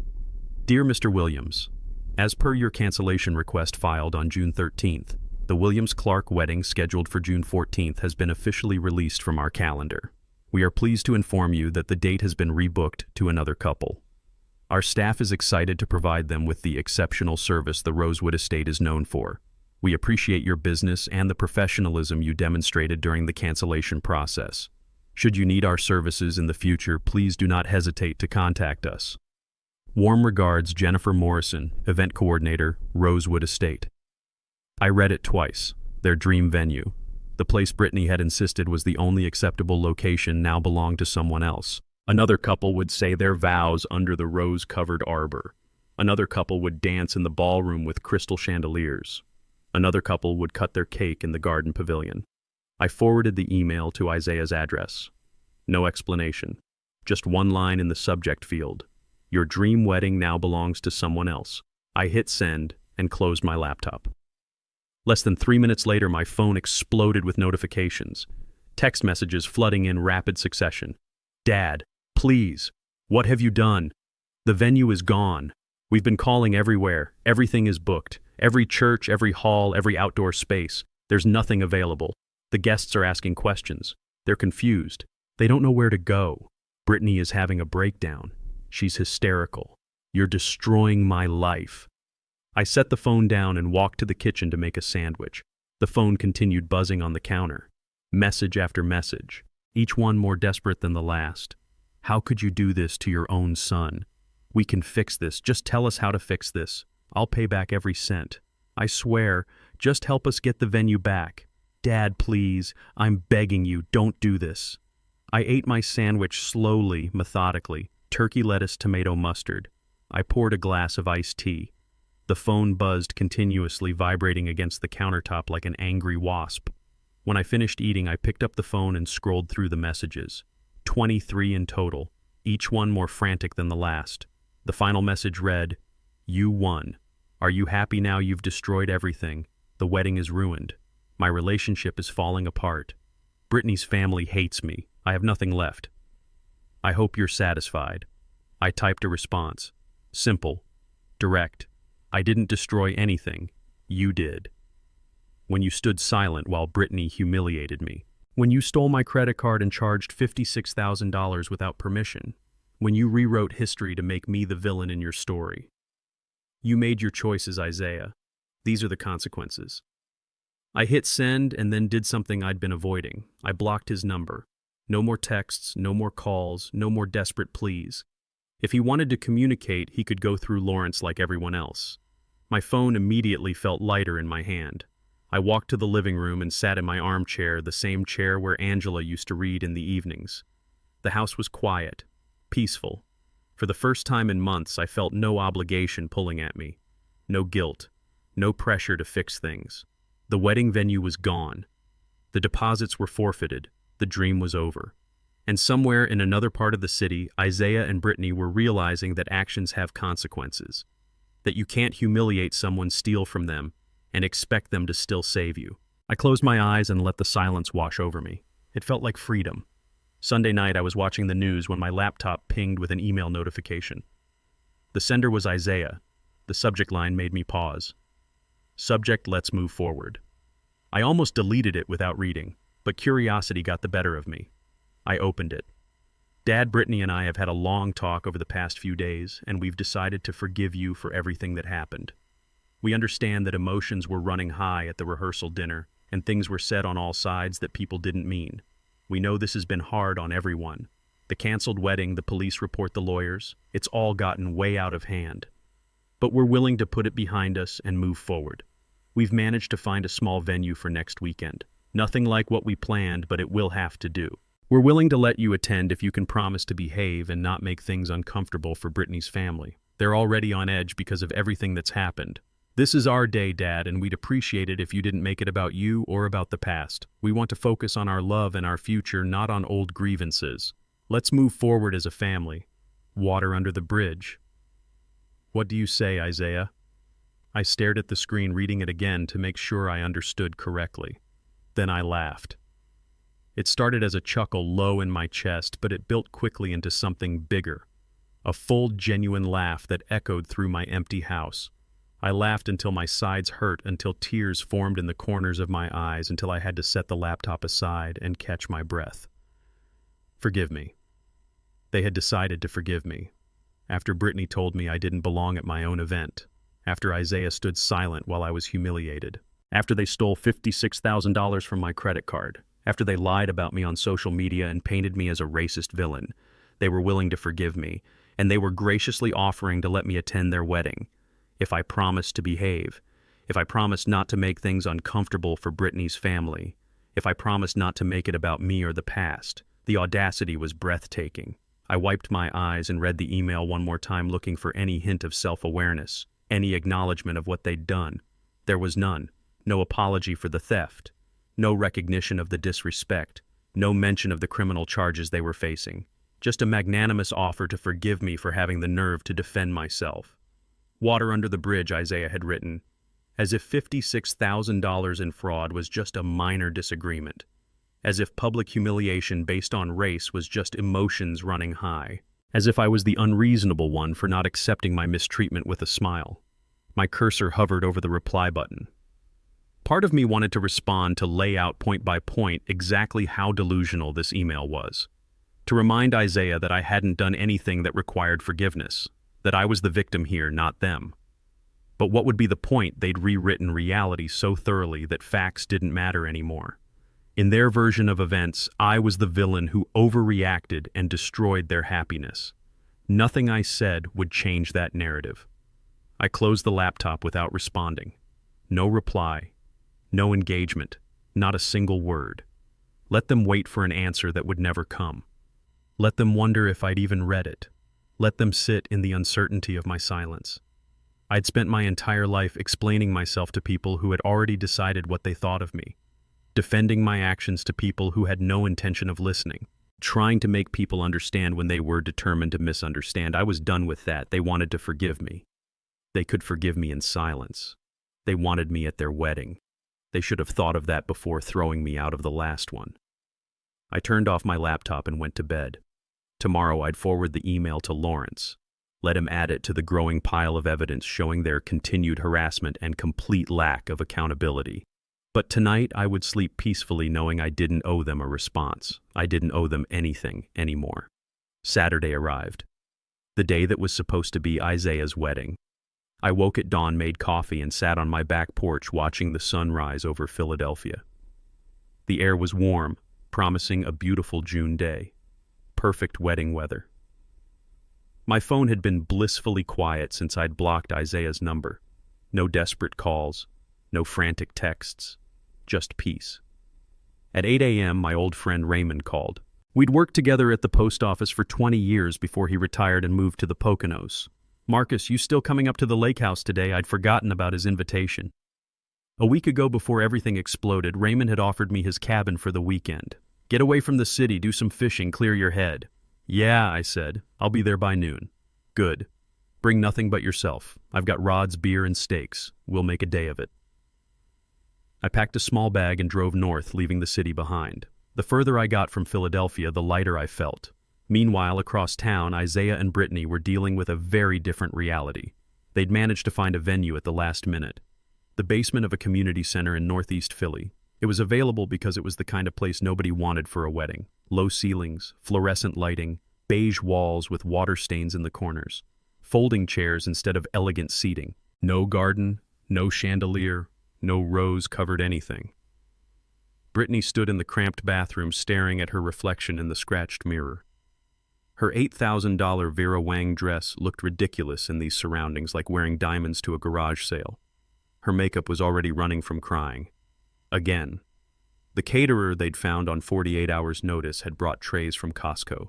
Sandwich platters, cheese cubes, vegetables, and ranch dip. Nothing like the 4-course gourmet meal that was supposed to be served at Rosewood Estate. There was no band, no DJ, just a Bluetooth speaker one of the groomsmen had brought connected to a Spotify playlist. The florist they'd hired did her best, but 2 days' notice and a tiny budget meant grocery store bouquets and simple arrangements. Nothing like the elaborate displays that had been planned. Guests arrived confused, checking the address on their phones multiple times. This couldn't be right. The invitation had shown a stunning estate with gardens and water features. This was a basement with concrete floors and an exit sign that buzzed. "Is this the right place?" one woman whispered to her husband as they descended the stairs. "I think so. Maybe it's just the reception. Maybe the ceremony is somewhere else." But there was no somewhere else. This was it. Ceremony and reception in the same fluorescent lit room that smelled faintly of industrial cleaner. Isaiah stood at the front in his tuxedo watching guests arrive. He saw the confusion on their faces, the disappointment, the whispers. Some people took one look around and left immediately texting apologies about sudden emergencies. The ceremony was supposed to start at 2 p.m. By 1:45, less than half the invited guests had shown up. Word had spread about the drama, about the canceled wedding, about the police report. People were choosing sides, and many had chosen to stay away entirely. In the bathroom, Brittany's maid of honor tried to console her. "It's not that bad, really. The important thing is you're marrying the man you love, right?" Brittany sobbed harder. "This was supposed to be perfect. The most important day of my life. Look at this place. It's hideous. At least you're getting married." "In a basement," Brittany shrieked. "With Costco sandwiches and folding chairs, everyone is going to laugh at me." Her mother appeared in the doorway, her face tight with barely contained fury. "Brittany, pull yourself together. We're starting in 10 minutes whether you're ready or not. We've already humiliated ourselves enough." While Isaiah and Brittany's disaster unfolded in a sad community center basement. I arrived at Raymond's lake house just after noon. The cabin sat on the edge of Lake Wallenpaupack, surrounded by trees with a long wooden dock stretching out over the water.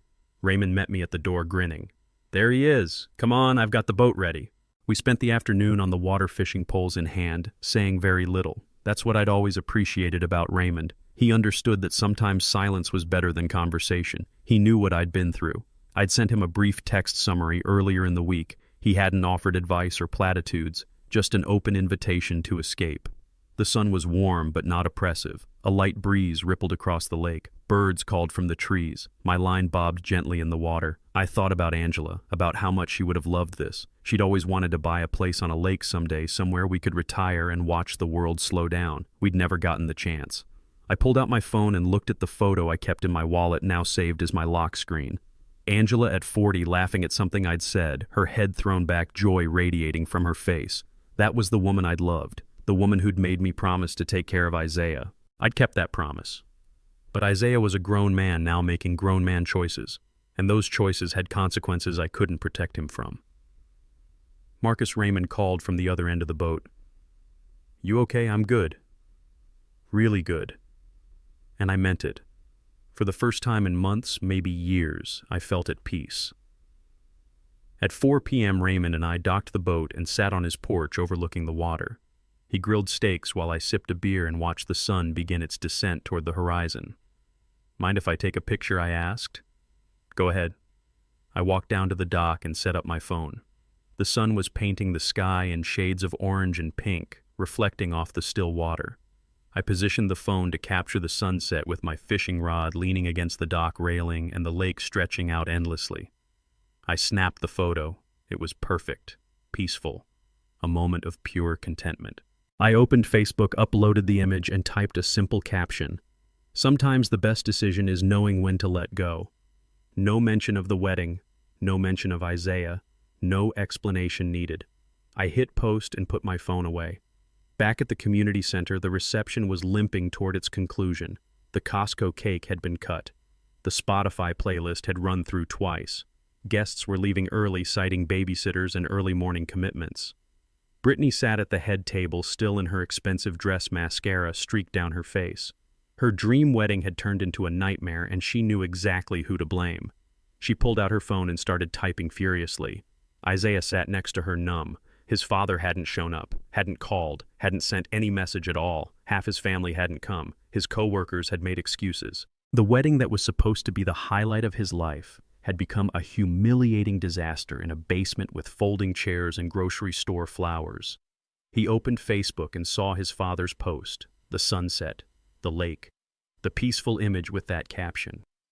Sometimes the best decision is knowing when to let go. He stared at it for a long time. His father had let go, had moved on, was somewhere beautiful and peaceful, while Isaiah sat in a dingy basement watching his marriage start in ruins. Something cracked inside him then, not anger, something worse, the realization that he'd destroyed something irreplaceable, that his father wasn't coming back, that the bridge between them hadn't just burned, it had collapsed into ash. Brittany grabbed his arm. "Are you even listening to me? I said we need to post something. Tell our side of the story. Make people understand what your father did to us." Isaiah looked at her. Really looked at her. At the woman he'd chosen over his father. At the person who'd called his dad your kind of family and triggered this entire catastrophe. For the first time, he wondered if he'd made a terrible mistake. But the wedding was over. The vows were said. The papers would be signed. And his father was 2 hours away watching the sunset over a lake, finally at peace. I spent Saturday night at Raymond's cabin sleeping better than I had in months. Sunday morning, we fished again, ate a big breakfast, and I didn't check my phone once. It wasn't until I was driving back to Philadelphia around noon that I finally looked at my notifications. 347. My Facebook post had exploded overnight. The peaceful sunset photo had been shared over 200 times. But it wasn't my post people were talking about. It was Brittany's original crying video from days ago. The tide had turned. I pulled into a rest stop and started scrolling through the comments on Brittany's post. What I saw made me sit back in stunned silence. The first comment that caught my eye was from someone named Jennifer Morrison. "I work at the Rosewood estate where this wedding was supposed to take place. I need to set the record straight. Marcus Williams was our client. He paid for everything. The venue, the deposit, every single detail. Brittany Clark and Isaiah Williams contributed exactly $0. I was also present at the rehearsal dinner when Ms. Clark told Mr. Williams and I, quote, 'You don't belong here,' and made comments about your kind of family. It was racist, it was disgusting, and I've never been more uncomfortable at an event. Mr. Williams had every legal right to cancel because he was the contract holder. This woman is lying to make herself look like a victim." The comment had over 1,500 likes and 300 replies. I kept scrolling. Another comment from someone named David Chen, one of the wedding guests. "I was at the rehearsal dinner. I saw the whole thing. Brittany absolutely humiliated Marcus in front of everyone. She told him he was making people uncomfortable and that he should leave. She said things about his family that were clearly racial. Marcus didn't cause a scene. He quietly left. And Isaiah said nothing to defend his father. Not one word. Now they're acting shocked that he canceled. They're lucky he didn't do worse. 800 likes. Then came the nuclear bomb. Someone had leaked financial documents, screenshots of booking confirmations, all showing Marcus Williams as the client and payment source, the Turks and Caicos honeymoon reservation, the venue contract, the caterer's invoice. A user named Truth Matters had posted them with a detailed breakdown receipts. Marcus Williams paid for venue, $18,000, catering, $12,000, flowers, $8,000, photography, $6,000, band, $4,000, total $48,000. Then, while planning was ongoing, Isaiah and Brittany charged to his stolen credit card. Honeymoon, $31,500, wedding dress, $8,900 luxury car rental, $4,200 spa treatments, $3,800 designer luggage, $2,100 Miami bachelorette party, $5,600 total, $56,100 grand total, over $104,000. This elderly black man, a retired postal worker, paid over $100,000 for a wedding where the bride told him he didn't belong because of his race, and then they stole from him. And she's crying about being the victim. The post had gone viral, 20,000 shares. The comments section was a reckoning. Wait, so this black man paid $50K for their wedding, they treated him like trash. Then stole another $56K from him. And she's crying online about how he ruined their day. The audacity is astronomical. This is white privilege at its finest. Steal from a black man, treat him like garbage, then cry victim when there are consequences. Isaiah is a disgrace. His father worked 30 years as a mailman delivering in rain and snow to give him everything, and this is how he repays him. Standing silent while his racist fiancée humiliates his dad. Brittany is a racist and a thief. I hope they press charges. I hope she goes to jail. That man spent his entire adult life working his fingers to the bone for his son, and his son chose a woman who looks down on him because of his skin color. Heartbreaking. The comments went on and on, thousands of them all supporting me. But it got better. Local news outlets had picked up the story. Philadelphia Magazine posted an article, "Elderly Black Man's Wedding Gift Turns into Alleged Fraud Case." How a 100,000+ act of love became a criminal investigation. The article was detailed, well-researched, and damning. They'd interviewed Jennifer from the venue. They'd spoken to guests who were at the rehearsal dinner. They'd gotten confirmation from the police department that a fraud investigation was ongoing. They'd also reached out to Isaiah's employer, a marketing firm downtown that prided itself on diversity and inclusion. The company had released a statement, "At Jenkins & Associates Marketing, we are committed to fostering an inclusive environment and do not tolerate discrimination of any kind. We are aware of allegations involving one of our employees and are conducting an internal investigation. The employee has been placed on administrative leave pending the outcome of that investigation." Isaiah had lost his job, or at least been suspended. I kept scrolling, watching the narrative flip in real time. Someone had found Brittany's Instagram and screenshot old posts, pictures from the bachelorette party in Miami tagged with locations of expensive clubs and restaurants. All of them time-stamped during the period when she was using my credit card. She was literally documenting the fraud as it happened, flaunting the stolen money. The internet detectives were ruthless. So she was partying in Miami on his stolen credit card, posting bottle service photos, and then had the nerve to throw him out of the wedding he funded. This girl really said, "your kind of family," to a 74-year-old black man who paid for her entire wedding. And now she's surprised there are consequences. I found her Pinterest board. She had the venue, the dress, the flowers all planned out. Want to know whose money she was planning it with, not hers. Brittany's Instagram had gone private. Her Facebook was deleted. She'd scrubbed her entire online presence, but the screenshots had already been saved and shared thousands of times. Isaiah's Facebook was gone too. His LinkedIn had been updated to remove his employer. He was trying to disappear, but the internet doesn't forget. My phone rang. "Lawrence, Marcus, have you seen what's happening online? I'm looking at it right now." His voice was gleeful. "This is better than anything I could have orchestrated. The court of public opinion has spoken, and they've ruled in your favor, completely, unanimously. I never wanted it to go public like this. I know. But it did, and now everyone knows the truth." Brittany tried to control the narrative, and it backfired spectacularly.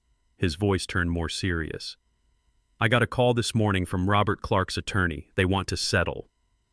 "Settle what?" "Everything. They'll pay full restitution of the $56,000 in exchange for you not pursuing criminal charges against Brittany. They're terrified of the publicity, of her going to jail, of this following their family forever. What about Isaiah?" "The attorney says Isaiah will pay separately on a payment plan if needed. They're trying to separate him from Brittany's legal issues."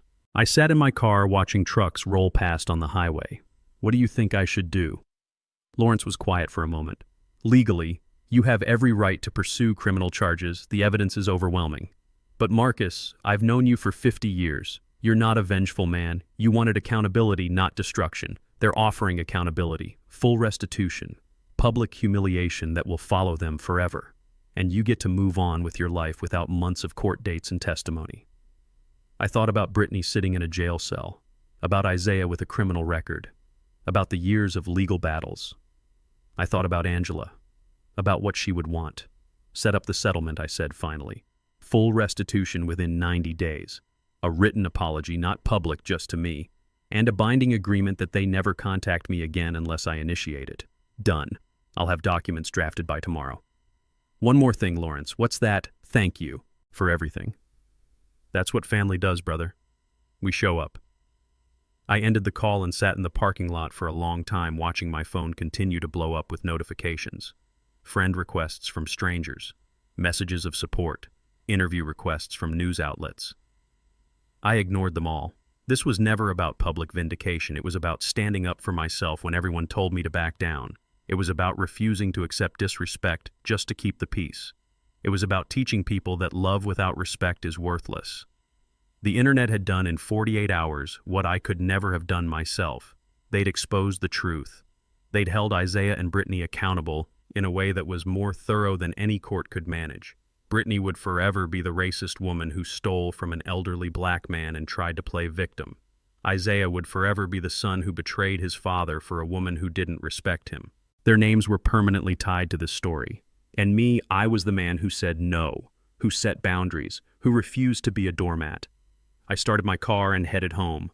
My phone buzzed one more time, a text from an unknown number. "Mr. Williams, this is Angela Brooks. I'm a reporter with the Philadelphia Inquirer. I'd love to speak with you about your story. We're running a feature on elder financial abuse in the black community. Your experience could help others. I thought about it, about whether I wanted to tell this story publicly, about whether putting my face and voice to this would help or hurt. Then I typed back, 'Thank you for reaching out.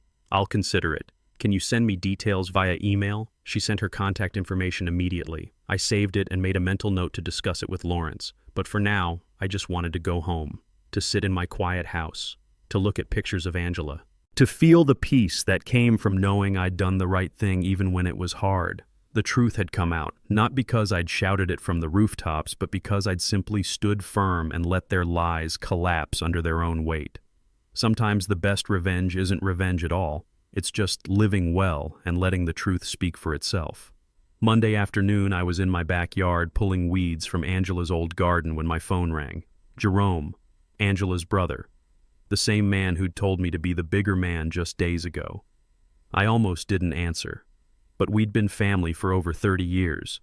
I owed him at least a conversation. Marcus, Jerome. There was a long pause. I could hear him breathing, gathering courage. "Man, I owe you an apology. A big one." I said nothing, waiting. I saw everything online.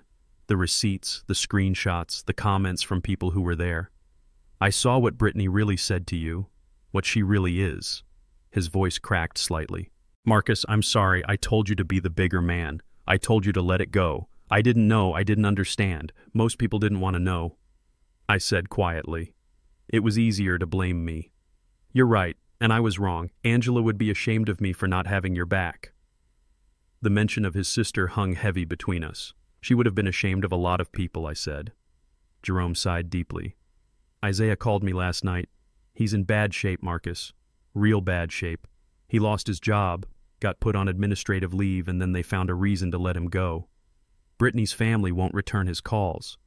Her father threatened to sue him for dragging their name through the mud. The apartment they were supposed to move into fell through because of the background check flagging the police investigation. I pulled another weed and tossed it in the pile. And he wanted me to ask if you'd talk to him, if there's any way to fix this." I stood up, brushing dirt from my knees. "What would we talk about, Jerome? I don't know. Maybe he wants to apologize, maybe he wants to explain, maybe he just needs his father. He needed his father at the rehearsal dinner, when Brittany was humiliating me in front of 50 people. He didn't want me then." Jerome was quiet for a moment. "You're right. But Marcus, he's still your son, Angela's son." "Don't," I said sharply. "Don't use Angela to guilt me into accepting disrespect. She wouldn't have wanted that either. I'm not trying to guilt you. I'm just saying he's hurting. Bad. And yeah, he brought it on himself, but he's family. He chose Brittany over family. He stood there silent while she told me I don't belong because of my kind of family. He stole $56,000 from me. He rewrote our entire history to make me the villain. Those were his choices, Jerome. These are the consequences. So, you're just done with him. Forever." I sat down on the back steps, staring at the garden Angela had loved so much. I don't know what I am, but I know I'm done being the one who always has to forgive, who always has to understand, who always has to be patient while everyone else gets to be human. I'm done shrinking myself so other people can feel comfortable. No one's asking you to shrink yourself. Everyone was asking me that. Be the bigger man. Don't make a scene. Think about Isaiah's happiness. Let it go. Water under the bridge. That's all code for shut up and accept whatever treatment we give you because your feelings don't matter as much as everyone else's comfort. Jerome didn't respond right away. When he did, his voice was softer. "What do you want me to tell him?" "Tell him the truth. That I'm not ready. That maybe I'll never be ready. That he destroyed something between us that can't be fixed with a phone call. Marcus, I get that you're hurt, but he's falling apart. Then maybe he'll understand a fraction of how I felt watching him stand there silent while the woman he loves treated me like garbage. Maybe he'll understand how it feels to be betrayed by someone you'd sacrifice everything for." I could hear Jerome struggling with what to say next. "If you change your mind, I'll let you know. But Jerome, don't call me again to plead his case. If Isaiah wants to talk to me, he knows where I live. He can come here himself. He can look me in the eye and say whatever he needs to say, but I'm done with intermediaries. Understood? And Jerome, one more thing. Yeah, thank you. For apologizing. For admitting you were wrong. That took courage. It's the least I could do. Angela would have kicked my ass for not seeing the truth sooner." That got a small smile from me. Yeah, she would have.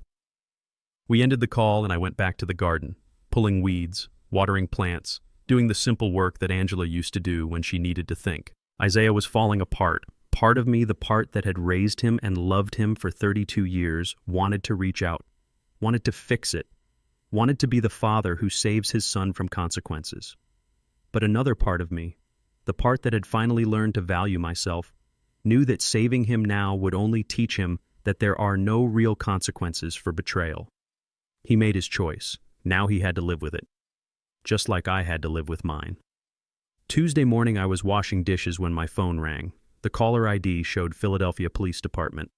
I dried my hands and answered. "Mr. Williams, this is Detective Rodriguez. Do you have a few minutes to talk?" Her voice was professional but warm. Not the skeptical tone of the first officer who'd come to my house. "Yes, Detective. I'm available." "Good. I wanted to update you on the credit card fraud investigation. We've completed our initial review and I have to say the evidence is substantial. Bank statements, receipts, booking confirmations, text messages. This is one of the most well-documented cases I've handled." I sat down at the kitchen table. "What happens now?"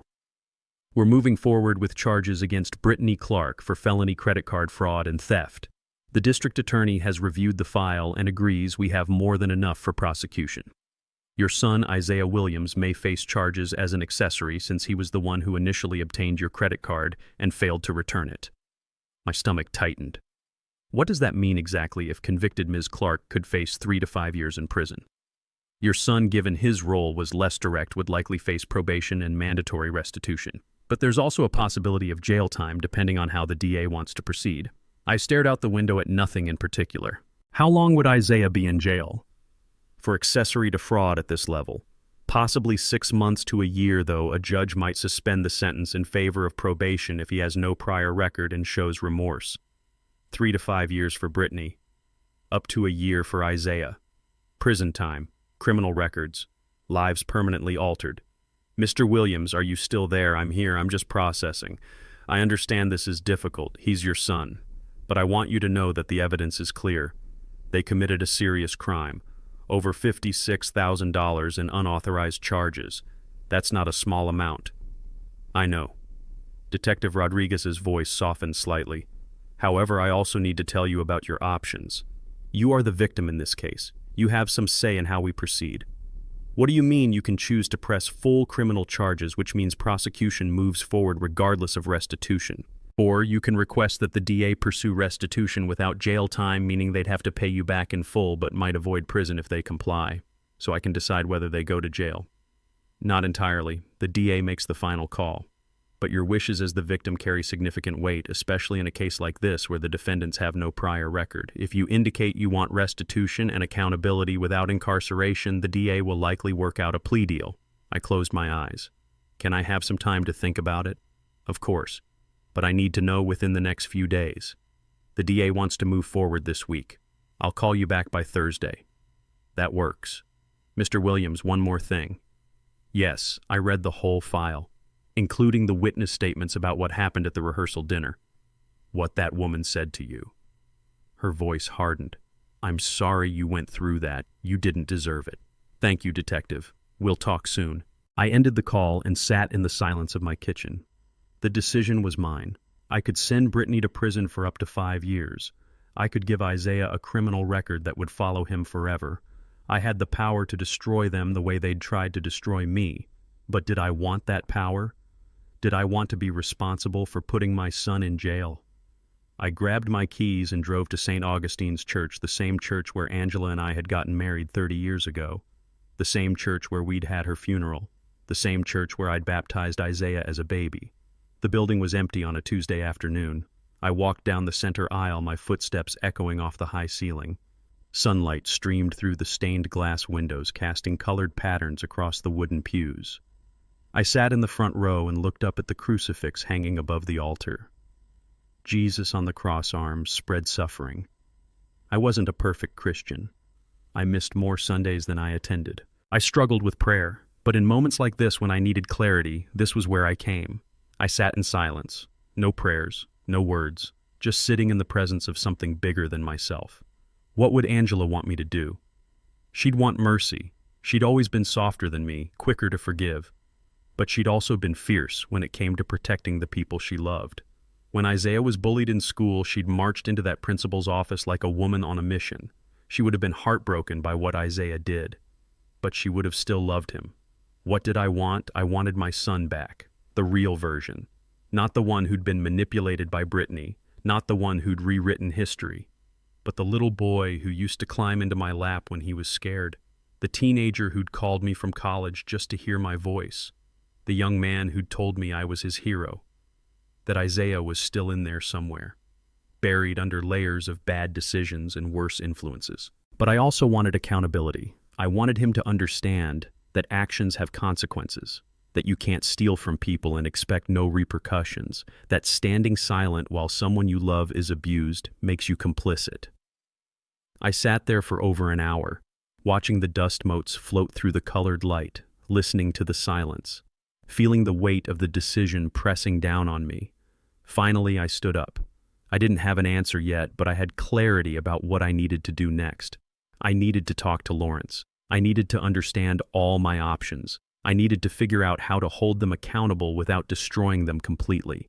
Because at the end of the day, Isaiah was still my son, and I was still his father, even if he'd forgotten what that meant. 3 weeks passed. I settled into a routine. Morning coffee on the porch, afternoons working in Angela's garden, evenings reading or watching old movies. Lawrence had negotiated the settlement with Brittany's family. They'd agreed to pay the full $56,000 in restitution over 6 months. The criminal charges were still pending my decision. I'd avoided that decision, kept putting it off, told Lawrence I needed more time. Then on a Wednesday evening an email arrived. No subject line. From Isaiah. I almost deleted it, but something made me open it. Dad, I don't know if you'll read this. I don't know if you'll care, but I need to tell you. Brittany left me. 2 days after the wedding, she said the stress was too much, that I'd ruined her life, that she couldn't be married to someone who'd destroyed her reputation. She moved back in with her parents and filed for annulment. We were married for 6 days. Her parents hired a lawyer, a good one. They're saying if I don't take full blame for the credit card fraud, if I don't testify that it was all my idea and Brittany knew nothing about it, they'll make sure I go to jail. They have money for a long legal fight. I don't. I lost my job. Jenkins and Associates let me go officially last week. Said it was a restructuring, but we both know why. No one will hire me. Every interview they Google my name, and the first thing that comes up is the story about the wedding. I'm staying on my friend Derek's couch. I sold my car to pay rent on the apartment I can't live in anymore because Brittany took everything when she left. Everything fell apart, Dad. Everything. And the worst part is, you were right. About everything. About Brittany. About what kind of person she was. About what she thought of you, of us, of our family. I was too blind to see it. Too stupid to believe it. Too weak to stand up to her. I don't expect you to forgive me. I don't deserve it. What I said about Mom, about you never being there, it was a lie. I know you were there. I have the ticket stubs. I found them when I was packing up my stuff. You kept every single one. Every baseball game. Every school play. Every award ceremony. You were there, and I rewrote history because it was easier than admitting I'd chosen a racist woman over my father. It was easier to make you the villain than to face what I'd become. I'm sorry, Dad, for what I said about Mom, for not defending you, for stealing from you, for being a coward when you needed me to be a man. I love you. I don't deserve your love back, but I need you to know that I love you. Isaiah. I read the email 3 times. Each time, different words jumped out at me. Brittany left me. 6 days. They're saying if I don't take full blame. Staying on a couch. You were right. I set the phone down and walked to my office, opened the filing cabinet, pulled out the folder of Isaiah's childhood memories. There was a photo on top. Isaiah, at 6 years old, small for his age, hugging me tight around the waist. I remembered that day. He'd been bullied at school. 3 older boys had pushed him down and called him names. He'd come home crying, and I'd held him for an hour, telling him he was strong, he was loved, he was enough. Another photo. Isaiah at 12 wearing his Little League uniform, holding a bat I'd saved up 3 months to buy him. I'd taken a day off work to go to Dick's Sporting Goods with him, let him pick it out himself. His face in the photo was pure joy. A third photo. Graduation day. Isaiah in his cap and gown holding his diploma. I was standing next to him, tears streaming down my face because my son, my baby boy, was the first person in our family to graduate from college. Angela would have been so proud. I'd been there. For all of it. Through every milestone, every challenge, every moment that mattered. And he'd remembered, even after trying to forget, even after rewriting our story. The truth had found its way back to him. I picked up my phone and called Lawrence. He answered immediately. Marcus, what's up? I need you to do something for me. Name it. Drop the charges against Isaiah. Silence on the line. Are you sure? I'm sure. He took the card, but Brittany was the one who went on the spending spree. She's the one who charged the honeymoon, the dress, the bachelorette party. Isaiah was stupid and weak, but he wasn't malicious. She was. Lawrence cleared his throat. What about Brittany? She pays full restitution within 90 days, not 6 months. Every penny. And if she doesn't, we pursue full criminal charges. 3 to 5 years, no plea deal, no mercy. That's a hard line. She called me your kind of family. She threw me out of my own event. She stole from me, lied about me, and then tried to destroy my son when things fell apart. She doesn't get mercy. Understood. I'll call the DA tomorrow. We'll offer the deal. Drop charges against Isaiah in exchange for his testimony against Brittany. Full restitution from the Clark family in 90 days, or we go to trial. Thank you, Lawrence. Marcus, are you going to talk to him? To Isaiah, I don't know yet. Maybe, eventually, but not today. Fair enough, I'll handle the legal side. You handle the rest in your own time. I ended the call and sat in my office surrounded by memories of the son I'd raised. The good son, the one who'd existed before Brittany, before the lies, before the betrayal. That son had sent me an email tonight, broken, humiliated, alone, finally understanding what he'd lost. Part of me wanted to call him immediately, to tell him I forgave him, to let him come home. But another part of me knew that forgiveness without time was cheap, that he needed to sit with the consequences of his choices, that rebuilding trust wasn't accomplished with one apology email, no matter how sincere. Isaiah had lost his wife, his job, his home, his reputation. He was living on a couch facing possible criminal charges, abandoned by the woman he'd chosen over his father. He was learning the hard way what it meant to make bad choices. But I'd made sure he wouldn't have a felony record, wouldn't go to jail, wouldn't have his life completely destroyed. Because at the end of the day, he was still my son, and I was still his father, even when it hurt, even when it was hard, even when part of me wanted to let him face the full weight of his consequences. I was still his father, and maybe someday he'd be the son I'd raised again. But that day wasn't today. Today I just saved him from prison and went back to my garden. The rest would come in time, or it wouldn't. Either way, I'd done what a father does. I'd protected my child, even from himself. 6 months after the wedding that never was, I sat in a booth at Melrose Diner on Passyunk Avenue. It was a Saturday morning just after 8. The place smelled like coffee and bacon, the sounds of sizzling griddles and clinking silverware filling the air. I'd chosen this place deliberately. Neutral ground, somewhere public, somewhere Angela and I used to bring Isaiah when he was little, back when a stack of pancakes could solve any problem. The door opened and Isaiah walked in. I barely recognized him. He'd lost weight, maybe 20 pounds. His face was gaunt shadows under his eyes. His clothes hung loose on his frame, a simple t-shirt and jeans that had seen better days. He looked older than 32, looked worn down in a way that went beyond physical appearance. Our eyes met across the diner. He hesitated like he might turn around and leave. Then he walked toward the booth, slow and uncertain. "Thanks for agreeing to see me," he said quietly. sliding into the seat across from me. "You're still my son." The words came out before I'd planned them. Simple. True. Isaiah's eyes filled with tears immediately. "I don't deserve that." I looked at him steadily. "No, you don't. But here we are."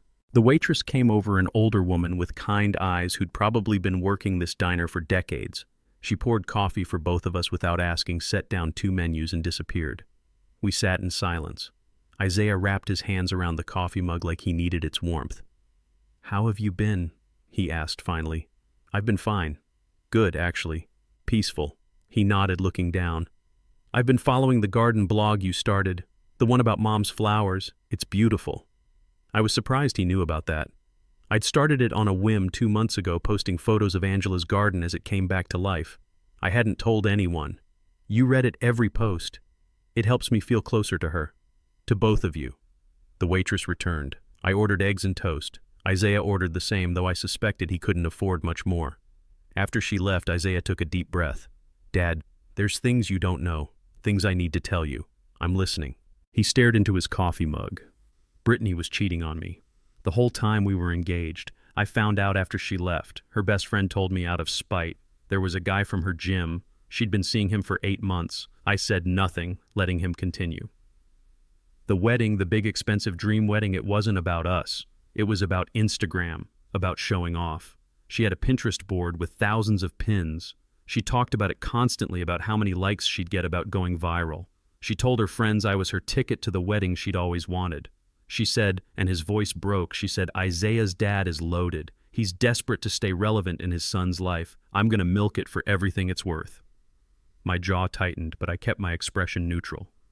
"When did you find this out?" Her maid of honor told me 3 weeks after Brittany left. She felt guilty. Said Brittany had laughed about it, about how easy it was to manipulate you to manipulate me. Said the only reason Brittany was marrying me was because you were paying for everything and she wanted the fairy tale. I let her manipulate me, Dad. I chose her over you. I chose her over Mom's memory. I stood there like a coward while she humiliated you, and I did nothing because I was terrified of losing her. Tears were running down his face now. He didn't bother wiping them away. "I'm so sorry. I'm so sorry. Sorry doesn't pay back $56,000. The words came out harsher than I intended. Isaiah flinched but nodded. "I know. I got a job. Warehouse work at a distribution center. Night shifts loading trucks. It's hard work, but it pays. I'm living in a studio apartment in Kensington. It's not much, but it's mine. I'm paying you back, Dad. Every cent. It'll take years, probably 5 or 6, but I will. I've already saved $3,000. He pulled out his phone and showed me a spreadsheet, a payment plan, calculations. He'd worked it all out. "What about Brittany?" I asked. "She paid the restitution through her parents. They wanted to avoid trial. Didn't want the publicity. They paid the full amount within 60 days. She moved to Charlotte, North Carolina. Her Instagram is private now. I heard she's engaged again." "To another man with money," I said quietly. Isaiah nodded miserably. "Probably." The food arrived. We ate in silence for a few minutes. I watched Isaiah pick at his eggs, barely eating. He'd always had a big appetite. Seeing him like this, thin and broken, stirred something in my chest I'd been trying to ignore. "Your mother would be disappointed in both of us," I said finally. Isaiah looked up confused. "What do you mean?" "She would have hated how I cut you off completely, how I blocked your number, how I refused to see you for 6 months.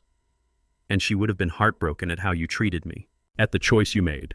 Dad, you had every right to—" I held up my hand. Angela believed in accountability, but she also believed in redemption. She would have found a middle ground that I couldn't see because I was too hurt, too angry. Isaiah's face crumpled. He put his fork down and covered his face with his hands, shoulders shaking with silent sobs. "I'm sorry about Mom, what I said about her. It was the cruelest thing I've ever done. Yes, it was." He looked up at me, tears streaming. "I found the ticket stubs. When I was packing up my apartment, you'd kept them all. Every baseball game, every school play, every event I ever accused you of missing. You were there. You were always there. I was there," I confirmed. "I worked double shifts so I could take afternoons off. I rearranged my entire life around being present for you, and you rewrote all of it to make yourself feel better about your choices." "I know," he whispered. "I know." We sat in silence. The diner buzzed with activity around us, but our booth felt like its own isolated world. Marcus, she also believed in second chances. Isaiah looked at me hopefully, desperately. I reached into my jacket pocket and pulled out a single key. I slid it across the table. "What's this?" he asked. "Key to the garage. Remember that old Chevy? I've been restoring the '67 Impala." Isaiah nodded. We'd talked about it years ago. I'd bought it as a project car, something to work on in retirement. "I'm teaching you how to fix it. Saturdays, 8 a.m. Don't be late." Isaiah stared at the key like it was a lifeline. His hand shook as he picked it up. "Dad, This doesn't fix everything," I interrupted. "This doesn't erase what happened. Trust is rebuilt slowly over time through consistent action. You show up every Saturday, you work, you listen, you learn, you prove that you're serious about change. I will, I promise. And you keep paying back that money. Every month. No excuses. Every month. No matter what." I took a sip of coffee. "And Isaiah, one more thing. Yeah, if you ever, and I mean ever, let someone disrespect me like that again, we're done. Permanently. No second chances. You stand up for your family or you're not part of this family. Understood. Understood." He was crying again, but this time there was something else in his eyes. Hope. "I'll be there, Dad. 8 a.m. this Saturday. I promise." I nodded and went back to my eggs. We finished breakfast mostly in silence, but it was a different kind of silence than before. Not uncomfortable, not hostile, just quiet. When the check came, I paid it before Isaiah could reach for his wallet. "You've got enough expenses," I said. Outside the diner, we stood awkwardly on the sidewalk. Isaiah looked like he wanted to hug me, but wasn't sure if he was allowed. I extended my hand. He took it, and we shook. Firm. Solid. A beginning. "See you Saturday," I said. "Saturday. 8 a.m. I won't be late." I watched him walk to his beat-up Honda, a car I didn't recognize. He'd sold his nice sedan. He was driving something that looked like it barely ran. As I got into my own car, I felt something I hadn't felt in months. Not quite forgiveness. Not yet. But maybe the beginning of it. Angela would have been proud of that. And for now, that was enough. 1 year later, I was at St. Augustine's for their annual community outreach event. The church basement was packed with people, tables set up with food donations, school supplies for kids, information about job training programs. I'd volunteered to help organize the event, something I'd started doing more often in my retirement. Isaiah had been coming to these events with me for the past few months. He was across the room now, helping elderly Mrs. Patterson carry boxes of canned goods. Every Saturday for the past year, he'd shown up at my garage at 8 a.m. sharp. We'd worked on the Chevy together, barely talking at first, then gradually opening up. The car was almost finished now, almost ready to drive. Our relationship wasn't what it used to be, but it was something. It was real. It was honest. I was refilling the coffee station when a woman approached me. She was around 55, black, wearing a church dress and a warm smile. "Excuse me, are you Marcus Williams?" I turned, surprised. I didn't recognize her. "Yes, that's me." Her smile widened. "I thought so. I read about your story online last year. About the wedding. I just wanted to say you're brave. What you did standing up for yourself like that, it gave me courage." I didn't know what to say. I hadn't thought about that story in months. It felt like ancient history. My son was in a similar situation. She continued. His girlfriend was financially abusive, always demanding money, running up credit cards in his name, treating me like I was the problem. I saw what you did, how you set boundaries, and I finally told my son he had to choose. Either she goes or I do. He chose her at first. She paused, her eyes getting misty. But after 6 months he came back, said I was right, said thank you. We're rebuilding now, just like I imagine you and your son are. I'm glad you found your way back to each other. Your story helped us. I didn't think anyone still remembered that. Are you kidding? She pulled out her phone. You became a hero in the black community. The man who said no. There's even a Facebook group. A what? She turned her phone toward me.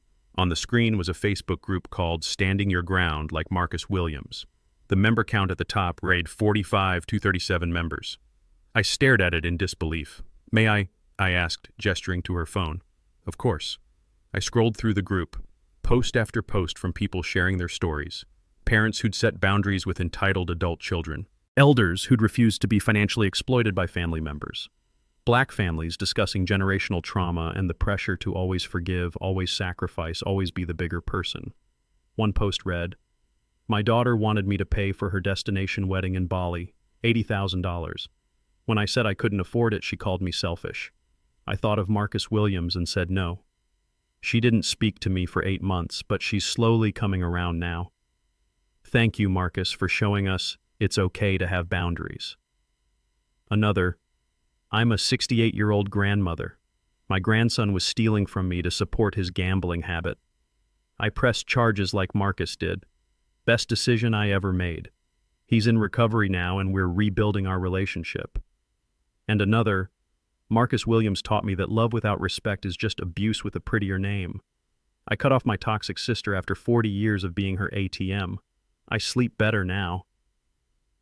There were hundreds of posts, thousands of comments, people sharing resources about elder financial abuse, discussions about how Black families are often pressured to keep peace at all costs, even when it means tolerating mistreatment. Someone had even created a pinned post with Marcus Williams' principles. 1. You don't owe anyone access to your peace. 2. Love requires respect or it's not really love. 3. Setting boundaries isn't cruel, it's necessary. 4. You can forgive and still require accountability. 5. Your sacrifice is not an invitation for exploitation. I handed the phone back overwhelmed. I had no idea. The woman whose name I learned was Angela. The same name as my late wife smiled gently. "You did something important, Mr. Williams. You showed Black folks, especially Black elders, that we don't have to accept disrespect from our own children, that we can love them and still demand better, that our dignity matters." She touched my arm lightly. My generation was taught to endure, to sacrifice, to never complain. Your generation too, but you stood up and said enough, and it mattered. It mattered to thousands of us. I felt my throat tighten. I was just trying to protect myself, and in doing so you protected all of us. You gave us permission to do the same.